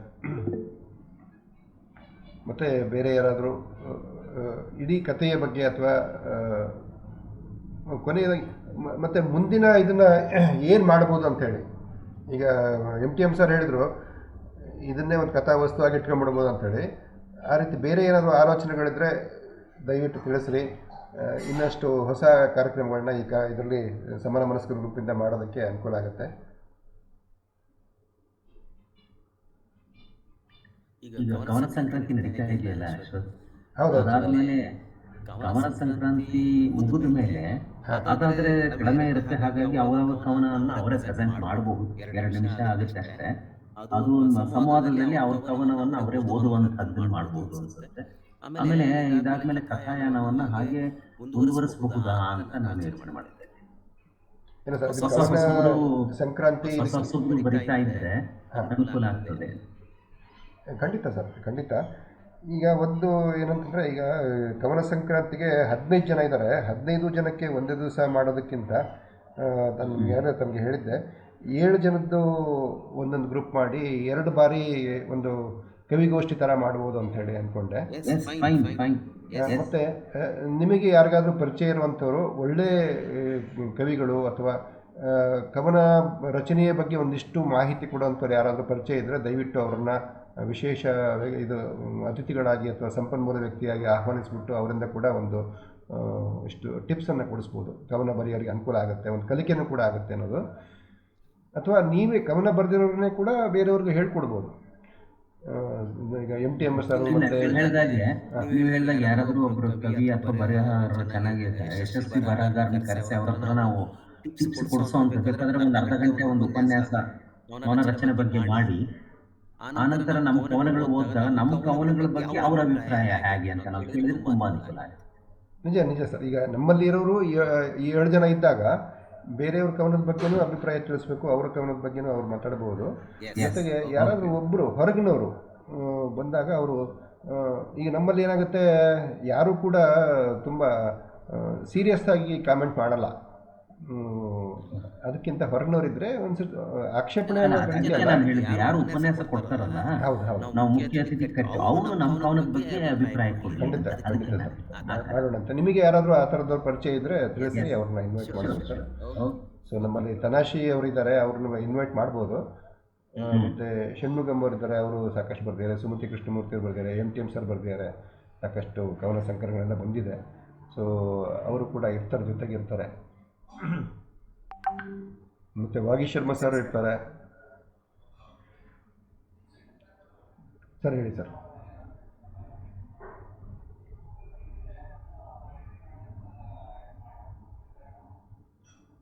ಹೌದು ಸರ್, ನಾನು ಒಂದು ಕನ್ನಡ ಕಲಾ ಸಂಘದ ಇವ್ರಿಗೆ ಹೇಳಿದ್ದೀನಿ. ಅದು ಅವರು ಏನಂದ್ರು, ಮೂರು ಆಗಲಿ ಸರ್, 3 ಆದಮೇಲೆ ನೋಡೋಣ, ಒಂದು ಪ್ರಯತ್ನ ಮಾಡ್ತೀವಿ ಅಂತ ಹೇಳಿದರು ಸರ್. ಯಾಕೆಂದರೆ ಅದು ಫಸ್ಟ್ ಟೈಮ್ ನಾವು ಈ ಥರ ಮಾಡ್ತಿರೋದು. ಸೊ 3 ಕಥೆನಲ್ಲಿ ಯಾವುದು ಅವರಿಗೆ ಸುಲಭ ಅನಿಸುತ್ತೆ ಅದನ್ನು ತಗೊಳ್ತಾರೆ. ಅದನ್ನು ನಾಟಕ ರೂಪಕ್ಕೆ ತಂದುಬಿಟ್ಟು ಇದೇ ರೀತಿ ಗೂಗಲ್ ಮೀಟ್ ಮಾಡಿ ಬೇರೆ ಬೇರೆ ಆರ್ಟಿಸ್ಟ್ಗಳು ಕೂತ್ಕೊಂಡು ವಾಚನ ಮಾಡೋ ಥರ, ಅಂದರೆ ಕಥಾಭಿನಯ ಥರ ಮಾಡ್ತಾರೆ. ಹಾಂ ಸರ್. ಹಾಂ ಸರ್. ಹಾಂ, ಖಂಡಿತ ಸರ್, ಖಂಡಿತ. ಹಾಂ, ಅಥವಾ ಇನ್ನೂ ಒಂದು ಯೋಚನೆ ಬಂತು ಸರ್ ನನಗೆ. ಈಗ ಒಂದು ವಿಷಯ ನಾವೇ ಕೊಟ್ಬಿಡೋದು. ಈಗ ಅದು ಒಂದು ವಿಷಯ ಕೊಟ್ಬಿಟ್ಟು ಇದಕ್ಕೆ ಸಂಬಂಧಪಟ್ಟಂಥ ಕಥೆನೇ ಬರಿಬೇಕು ಅಂತ ಹೇಳಿ ಹೇಳ್ಬೋದಲ್ಲ ಅಂತ. ಹಾಂ, ಆವಾಗ ಏನಾಗುತ್ತೆ, ಮುಂದೆ ಬರೆಯೋರಿಗೆ ಒಂದಿಷ್ಟು ಆಲೋಚನೆಗಳು ಮುಂಚೆನೇ ಬಂದ್ಬಿಟ್ಟಿರುತ್ತೆ, ಹೀಗಿರಬಹುದಲ್ಲ ಅಂತ ಒಂದು ಕಲ್ಪನೆ ಬಂದಿರುತ್ತೆ. ಆವಾಗ ಅವ್ರಿಗೂ ಸುಲಭ ಆಗುತ್ತೆ, ಚೆನ್ನಾಗಿದೆ. ಯಾಕೆಂದರೆ ಸರ್ ಈಗ 24 ಗಂಟೆ ಒಳಗೆ ಏನಾದ್ರು ಬರಿಬೇಕಲ್ಲಪ್ಪ ಅನ್ನೋ ಒತ್ತಡ ಇರುತ್ತೆ, ಆಲೋಚನೆ ಮಾಡೋಕ್ಕೆ ಜಾಸ್ತಿ ಸಮಯ ಸಿಗೋದಿಲ್ಲ. ಬಟ್ ಒಂದು ವಿಷಯ ಅಂತ ಕೊಟ್ಟಾಗ ಸಾಕಷ್ಟು ಆಲೋಚನೆ ಮಾಡ್ತಾರೆ, ಅದು ಚೆನ್ನಾಗಾಗುತ್ತೆ ಅಂತ ಅನಿಸುತ್ತೆ. Okay sir, okay. Nagamani Kumar ಅವರು ಹ್ಯಾಂಡ್ ರೈಸ್ ಮಾಡಿದರೆ. ನಮಸ್ಕಾರ ಸರ್, ಎಲ್ರಿಗೂ ನಮಸ್ಕಾರ. ಈಗ ಅಷ್ಟೇ ಸರ್ ನೀವು ಹೇಳಿದ್ರಲ್ಲ, ಅದು ಚೆನ್ನಾಗಿದೆ ಯೋಚನೆ. ಆದರೆ ಒಂದು ವಿಷಯ ಅಂತ ಕೊಟ್ಟಾಗ ಅದನ್ನ ಒಂದು ನೀಡೋ ಒಂದು ಕತೆ ಅಂತ ಮಾಡೋದಾಗಲಿ ಒಂದು ಕಿರುಕತೆ ಅಂತ ಮಾಡ್ಬೋದಲ್ಲ ಸರ್. ಈಗ ನೀವು ಹೇಳಿದಾಗೆ ಅವ್ರಿಗೆ ಆ ಒಂದು ವಿಷಯದ ಬಗ್ಗೆ ಏನು ಯಾವ ಥರ ತಗೋತಾರೆ ಅಂತ ಹೇಳ್ಬಿಟ್ಟು ಅದರಲ್ಲೇ ಒಂದು ಚಿಕ್ಕ ಕತೆ ಕಿರುಕತೆ ಅಂತ ಮಾಡ್ಬೋದಲ್ಲ. ಸೊ ಒಂದೇ ವಿಷಯನೇ ಒಂದು ಚಿಕ್ಕದಾಗಿ ಬೇರೆ ಬೇರೆ ಬರೆಯೋದು, ಬಿಡಿಬಿಡಿಯಾಗಿ. ಹೌದು, ಹಾ. ಯಾಕಂದ್ರೆ ಒಂದೇ ಕಥೆನೇ ಎಲ್ಲರೂ ಫಾಲೋ ಮಾಡ್ಕೊಂಡೋಗಿ ಮಾಡೋದಕ್ಕಿಂತ ಒಂದು ವಿಷಯ ಅಂತ ನೀವು ಕೊಟ್ಟಾಗ ಆ ಕಥೆಗೆ ಸಂಬಂಧಪಟ್ಟಂತೆ ಅವ್ರಿಗೆ ಯಾವ ತರ ಒಂದು ಎಲ್ಲ ಕಲ್ಪನೆಗಳೆಲ್ಲ ಹೊಳೆಯುತ್ತೆ, ಅವರಲ್ಲಿ ಯಾವ ತರ ಒಂದು ಕಥೆ ರೂಪುಗೊಳ್ಳುತ್ತೆ ಅನ್ನೋದನ್ನು ನಾವು ಮಾಡ್ಬೋದಲ್ಲ ಸರ್, ಆ ಥರನೂ ಮಾಡ್ಬೋದಲ್ಲ. ಖಂಡಿತ ಆಗ್ಬೋದು. ಅದು ಒಂದು ಪ್ರಯತ್ನ ಮಾಡ್ಬೋದು. ಅದಕ್ಕೆ ಏನಾದ್ರು ಒಂದು ವಿಷಯ ಕೊಟ್ಟಾಗ ನನ್ನ ಮನಸ್ಸಿಗೆ ಒಂಥರ ಒಂದು ನೋಡಿಬೋದು, ಬೇರೆಯವ್ರಿಗೊಂಥರ ಬೇರೆ ಥರದ ಕಲ್ಪನೆ ಬರ್ಬೋದು. ಹಾಗಾಗಿ ಒಂದೇ ವಿಷಯನ ಬೇರೆ ಬೇರೆ ಕಥೆಗಾರರು ಯಾವ ರೂಪದಲ್ಲಿ ತಗೊಂಡು ಹೋಗ್ತಾರೆ ಅನ್ನೋದನ್ನ ನೋಡ್ಬೋದಲ್ಲ ಅಂತ. ಖಂಡಿತ ಅದನ್ನು ಕನ್ಸಿಡರ್ ಮಾಡೋಣ ಮೇಡಮ್. ಮತ್ತೊಂದು ಸರ್ತಿ ಸೇರಿದಾಗ ಇನ್ನು ಒಂದು ಹೊಸ ರೂಪಕ್ಕೆ ಏನಾದ್ರು ಹೊಸ ಪ್ರಯೋಗವನ್ನು ಮಾಡ್ಬೋದು ಅಂತ ಯೋಚನೆ ಮಾಡೋಣಂತೆ. ಮತ್ತು ಇನ್ನೊಂದು ನಾಗಮಣಿ ಕುಮಾರ್ ಅವರೇ ಹೇಳಿದ್ದು ಒಂದು ಇದು ಅಂದರೆ, ನಮ್ಮ ಜೀವನದಲ್ಲಿ ಆಗಿರ್ತಕ್ಕಂಥ ಒಂದು ಹಾಸ್ಯ ಪ್ರಸಂಗವನ್ನು ಬರೆಯುವಂಥ ಒಂದು ಇದನ್ನ ಅವಕಾಶ ಕೊಡೋದು ಅಂತೇಳಿ, ಅದನ್ನು ಕೂಡ ಕನ್ಸಿಡರ್ ಮಾಡ್ಬೋದು ಅಂತ ಅನಿಸುತ್ತೆ. ಓಕೆ, ಮತ್ತು ಬೇರೆ ಏನಾದರೂ ವಿಷಯಗಳಿದ್ದರೆ ಚರ್ಚೆ ಮಾಡೋವಂಥದ್ದಿದ್ದರೆ ಮಾಡೋಣಂತೆ.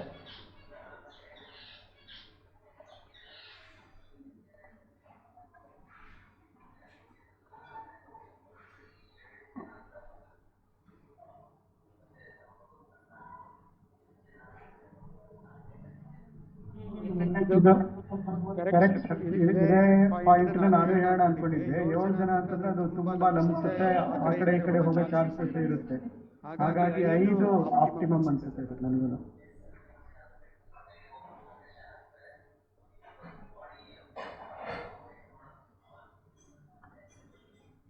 ಇಲ್ಲ ಸರ್, ಈ ಸರ್ತಿ ಏನಾಯಿತು, 21 ಜನ ಹೆಸರು ಕೊಟ್ಟಿದ್ರು.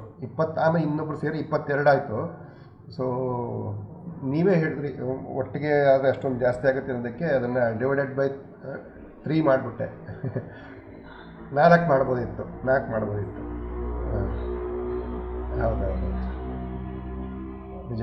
ಬಟ್ ನನಗೆ ಅನಿಸುತ್ತೆ ತುಂಬ ಜನ ಹೊಸಬ್ರು ಇರೋದ್ರಿಂದ ಸ್ವಲ್ಪ ವಿಷಯದ ಮುಂಚೆನೇ ತಿಳಿಸಿದ್ರೆ 16 ರೀತಿಯಲ್ಲಿ ಯೋಚನೆ ಮಾಡೋಕ್ಕೆ ಅವಕಾಶ ಆಗುತ್ತಾ ಅಂತ ಒಂದು ಕೊಡ್ಬೋದು. ಆಮೇಲೆ ಈಗ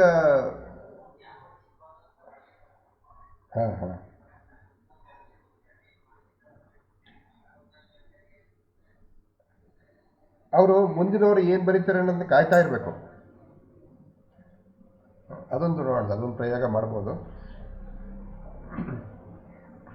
ಮತ್ತು ನಗೆ ಲೇಖನಗಳು ಅಂದರೆ ಹಾಸ್ಯ ಪ್ರಸಂಗಗಳು, ಜೀವನದಲ್ಲಾಗಿರುವಂಥ ಹಾಸ್ಯ ಪ್ರಸಂಗಗಳ ಬಗ್ಗೆನೂ ಕೂಡ ಬರಿಬೋದು.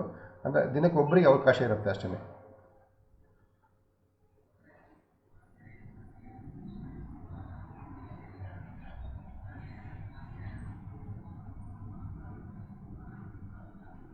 ಇಲ್ಲ ಸರ್, ಇಲ್ಲ ಸರ್, ಬರೆಯೋಕ್ಕೆ ಶುರು ಮಾಡಿದ್ರೆ ಸರಿ ಹೋಗುತ್ತೆ. ಬರೆಯಕ್ಕೆ ಶುರು ಮಾಡಿದ್ರೆ ಎಲ್ಲ ಸರಿ ಹೋಗುತ್ತೆ ಸರ್. ಇದು ಇದನ್ನೇ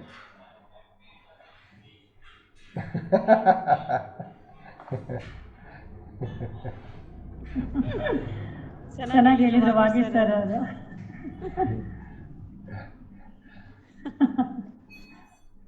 ಇಲ್ಲ ಸರ್, ಇದು ಏನಂದರೆ ನನ್ನ ಇದೇನಂದರೆ ಒಂದು ಸಣ್ಣ ಗ್ರೂಪ್ ಆಗಿರೋದ್ರಿಂದ ಕಲಿಯೋದಕ್ಕೆ ಅವಕಾಶಗಳನ್ನ ಸೃಷ್ಟಿ ಮಾಡ್ಕೊಳ್ಳೋಣ ಅಂತ ಅಷ್ಟೇ. ಬರೋದಿಲ್ಲ ಅನ್ನೋದು ತುಂಬ ವಿಷಯಗಳಿದೆ. ನನಗೆ ತುಂಬ ಆಶ್ಚರ್ಯ ಆಗೋದು, ಈಗ ನೀವು ಮಹೇಶ್ವರಪ್ಪ ಸರ್ ಎಲ್ಲ ಪೇಂಟಿಂಗ್ ಮಾಡೋದು ನೋಡಿದ್ರೆ ತುಂಬ ಖುಷಿ ಆಗುತ್ತೆ. ಬ್ರಷ್ ಹಿಡಿದು ಈ ಥರ ಎಲ್ಲ ತುಂಬ ಚೆನ್ನಾಗಿ ಮಾಡೋಕ್ಕೆ ಶುರು ಮಾಡಿದ್ರಿ.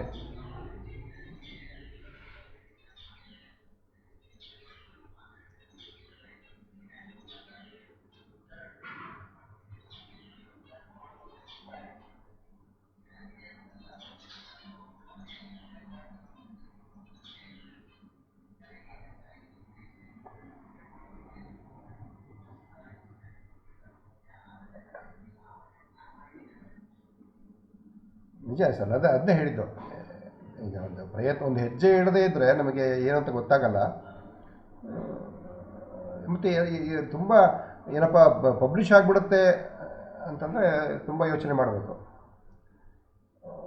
ಇಲ್ಲಿ ಪಬ್ಲಿಷ್ ಆಗುವಂಥದ್ದೇನಿಲ್ಲ, ಒಂದಿಷ್ಟು ಜನ ನಮ್ಮವರೇ ಇರೋದ್ರಿಂದ ಕೆಲವರು ಒಪ್ಪಿಗೆ ಕೊಡ್ತಾರೆ ಅಥವಾ ಪ್ರೋತ್ಸಾಹ ಕೊಡ್ತಾರೆ.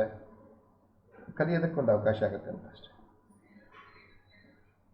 ಹಾಂ, ಅದು ಸರ್, ಹೌದು ಸರ್, ಹೌದು. ಹಾಂ, ಈಗ ನೋಡಿ ಸರ್, ಎಷ್ಟು ಜನ ಪರಿಚಯ ಆಗಿ ಈಗ ಒಂದು ಕತೆ ಬರೆದಿದ್ದರಿಂದ ತುಂಬ ಜನ ಹತ್ತಿರ ಆದರು. ಮತ್ತು ಈಗ ಒಂದು ಸಂವಾದ ಮಾಡಿದಾಗ ಇನ್ನಷ್ಟು ಹತ್ತಿರ ಆದರು. ಇದು ಆಗಲಿ ಅಂತ ಅಷ್ಟೇ.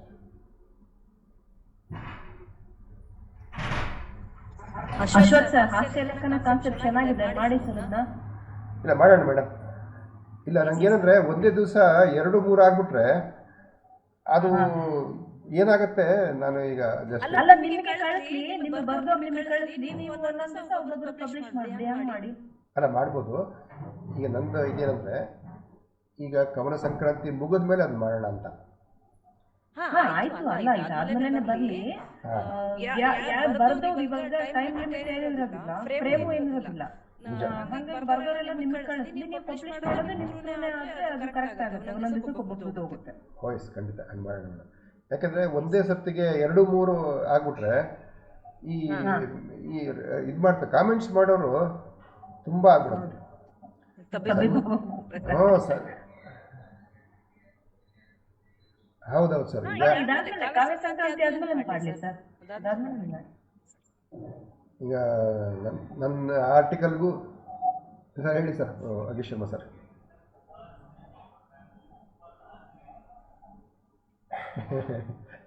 ನೀವು ಪ್ರಯತ್ನ ಮಾಡೋಣ ಸರ್, ಎಲ್ಲ ನಮ್ಮವರೇ ಅಲ್ವಾ ಸರ್? ಅಲ್ಲ, ನೀವೊಂದು ಕ್ಲೂ ಕೊಟ್ಟರಲ್ಲ ಸರ್. ಈಗ ನೀವೊಂದು ಕ್ಲೂ ಕೊಟ್ಟರಲ್ಲ, ಗುದ್ದಿ ಬಿಟ್ರೆ ಆಯ್ತು ಅಷ್ಟೇ.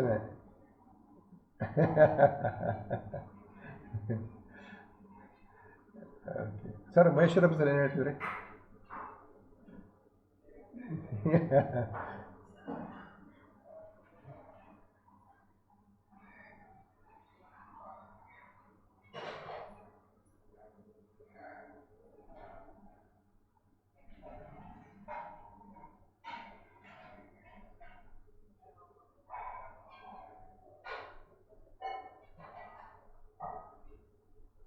ನಿಜ ಸರ್, ನಿಜ.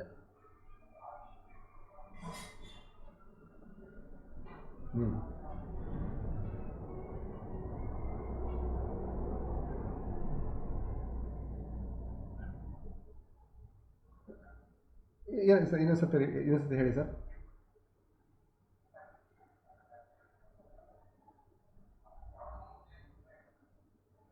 ಹಾಂ,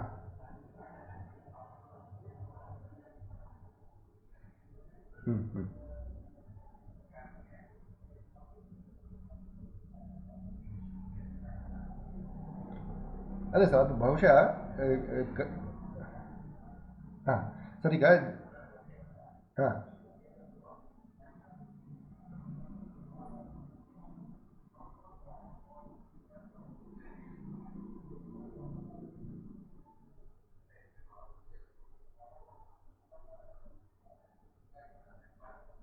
ಅದೇ ಸರ್, ಈಗ ನಾನು ಅದಕ್ಕೆ ಹೇಳಿದ್ದು. ಆಮೇಲೆ ಮೊದಲನೇ ಸರ್ತಿ ಪ್ರಯತ್ನ ಮಾಡೋರಿಗೆ ಸ್ವಲ್ಪ ಜಾಸ್ತಿ ಟೈಮ್ ಬೇಕಾಗುತ್ತೆ. ಆಮೇಲೆ ಕೆಲವ್ರಿಗೆ ಆ ವಿಷಯ ಪರಿಚಯ ಇಲ್ಲಂದರೆ ಅವರು ಅಲ್ಲಿಂದ ಹಿಂದೆ ಸರಿಬೋದು.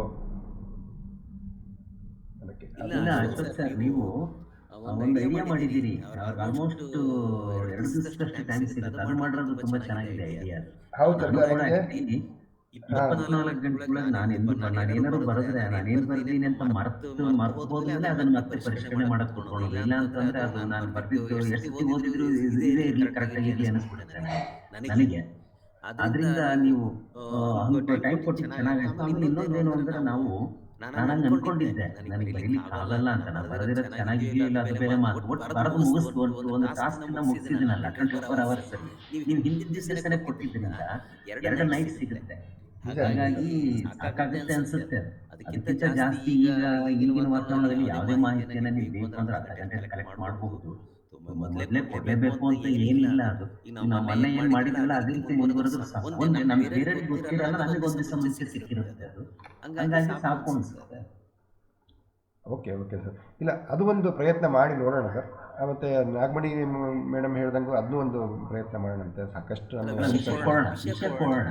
ವಿಷಯ ಅಂದ್ರೆ ಸ್ಥೂಲವಾಗಿ ಯಾವ ಇದ್ರ ಬಗ್ಗೆ ಅಂತ ಒಂದು ಕೊಟ್ಟು ಮಾಡಿದ್ರೆ ಸಾಕಾಗುತ್ತೆ. Okay sir, okay. ಆಮೇಲೆ ನನಗೆ ಇನ್ನೊಂದು ಇದಿದೆ. ಒಂದು ಬರೆಯೋದನ್ನ ಕಲಿಸ್ತಾ ಇದ್ದೀವಿ, ಜೊತೆಗೆ ಮಾತಾಡೋದನ್ನು ಕಲಿಬೇಕಲ್ಲ. ಹಾಗಾಗಿ ಒಂದು ವಿಷಯ ಕೊಟ್ಟು ಹಿಂಗೆ ಒಂದು ಸಂವಾದದ ರೀತಿಯಲ್ಲಿ 5 ನಿಮಿಷ 10 ನಿಮಿಷ ಮಾತಾಡೋಕ್ಕೂ ಅವಕಾಶ ಕೊಡ್ಬೋದೇನೋ ಅಂತ ಅನ್ನಿಸ್ತು. ಅದೇ ಎಕ್ಸ್ಟೆಂಪೋರ್ ಥರ ನೀವು ಹೇಳಿದಿರಿ ಒಂದ್ಸಾರಿ. ಹೌದು ಸರ್, ಮಾಡೋಣ, ಅದನ್ನು ಮಾಡಬಹುದು. ಯಾವುದೋ ಒಂದು ವಿಷಯನ ನೀವು ಪಿಕ್ ಮಾಡಿಕೊಡೋದು, ಅವರಿಗೆ ಒಂದು 5 ನಿಮಿಷ ಟೈಮ್ ಕೊಡೋದು, ಒಬ್ಬರು ಮಾತಾಡಿದ್ಮೇಲೆ ಇಲ್ಲ ನೀವು ಮಾತಾಡಿ ಅಂತ ಹೇಳಿ. ಹೌದು ಸರ್. ಅದು ಒಂದು ವಾರಕ್ಕೆ ಒಂದು ಸತಿ ಆಗೋದು ಅದು. ಮಾಡ್ಬೋದು. ಸರ್, ಅಥವಾ ಮಾತಾಡಕ್ಕೆ ಬರಲಿಲ್ಲ ಅಂದ್ರೂ ಕೂಡ ಏನು ಇದು ಹೋಗೋದು ಏನಂತೀರ ಅವಮಾನ ಅಂತ ಏನು ಭಾವಿಸೋದು ಬೇಕಾಗಿಲ್ಲ. ನಾವೇ ಇರ್ತೀವಲ್ಲ. ಇಲ್ಲ ಸರ್, ಅದೇ ಹೇಳಿದ್ದು. ಈಗ ಕಲಿಯೋದಕ್ಕೆ ತುಂಬ ಒಳ್ಳೆ ವೇದಿಕೆ ಆಗುತ್ತೆ ಅಂತ ಅಷ್ಟೇ. ಇಲ್ಲ ಅದನ್ನು ಮಾಡೋಣ. Okay sir. ಮತ್ತು ಬೇರೆ ಏನು ವಿಷಯ ಇಲ್ಲ ಅಂತಂದರೆ ಈ ಸೆಷನನ್ನು ಇಲ್ಲಿ ಕ್ಲೋಸ್ ಮಾಡೋಣ ಅಂತ ಅನಿಸುತ್ತೆ. ವೈಜಯಂತಿ ಮೇಡಮ್ ಏನೋ ಹ್ಯಾಂಡ್ ರೈಸ್ ಮಾಡಿದರೆ.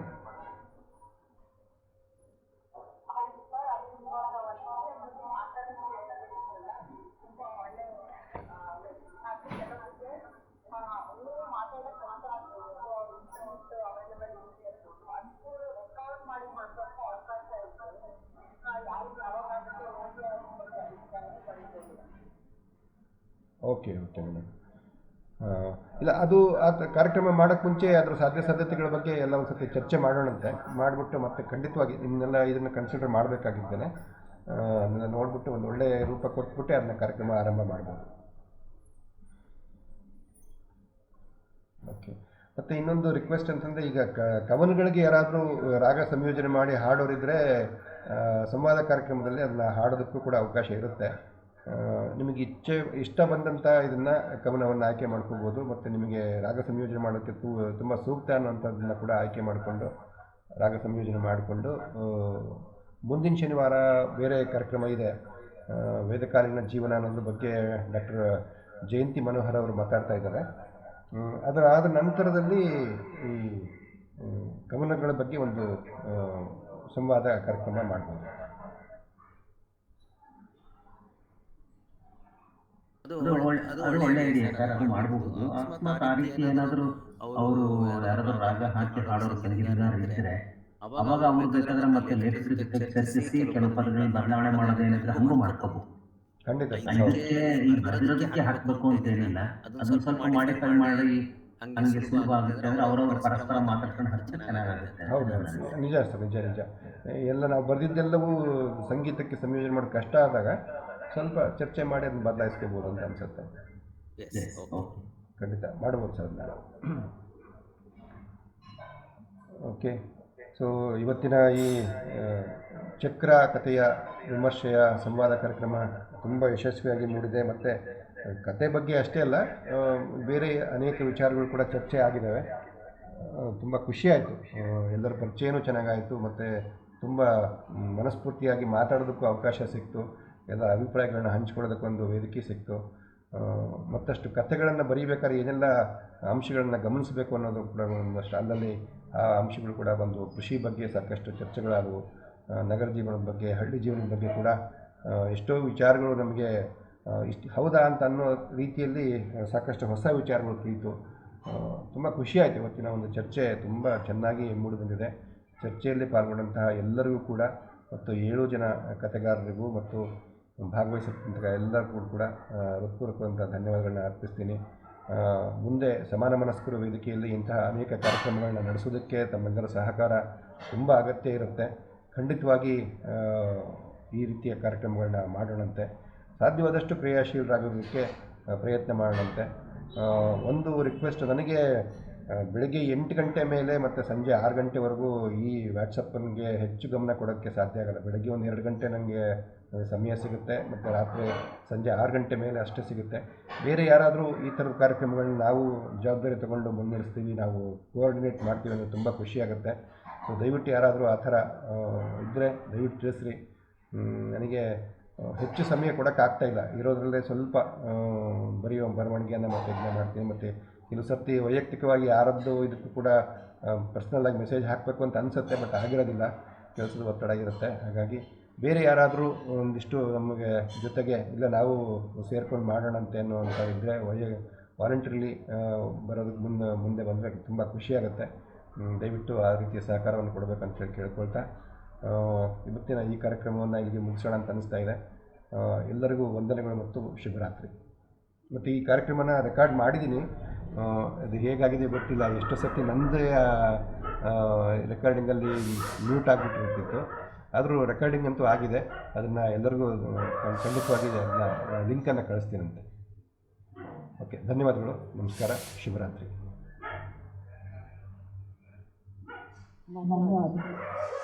Thank you.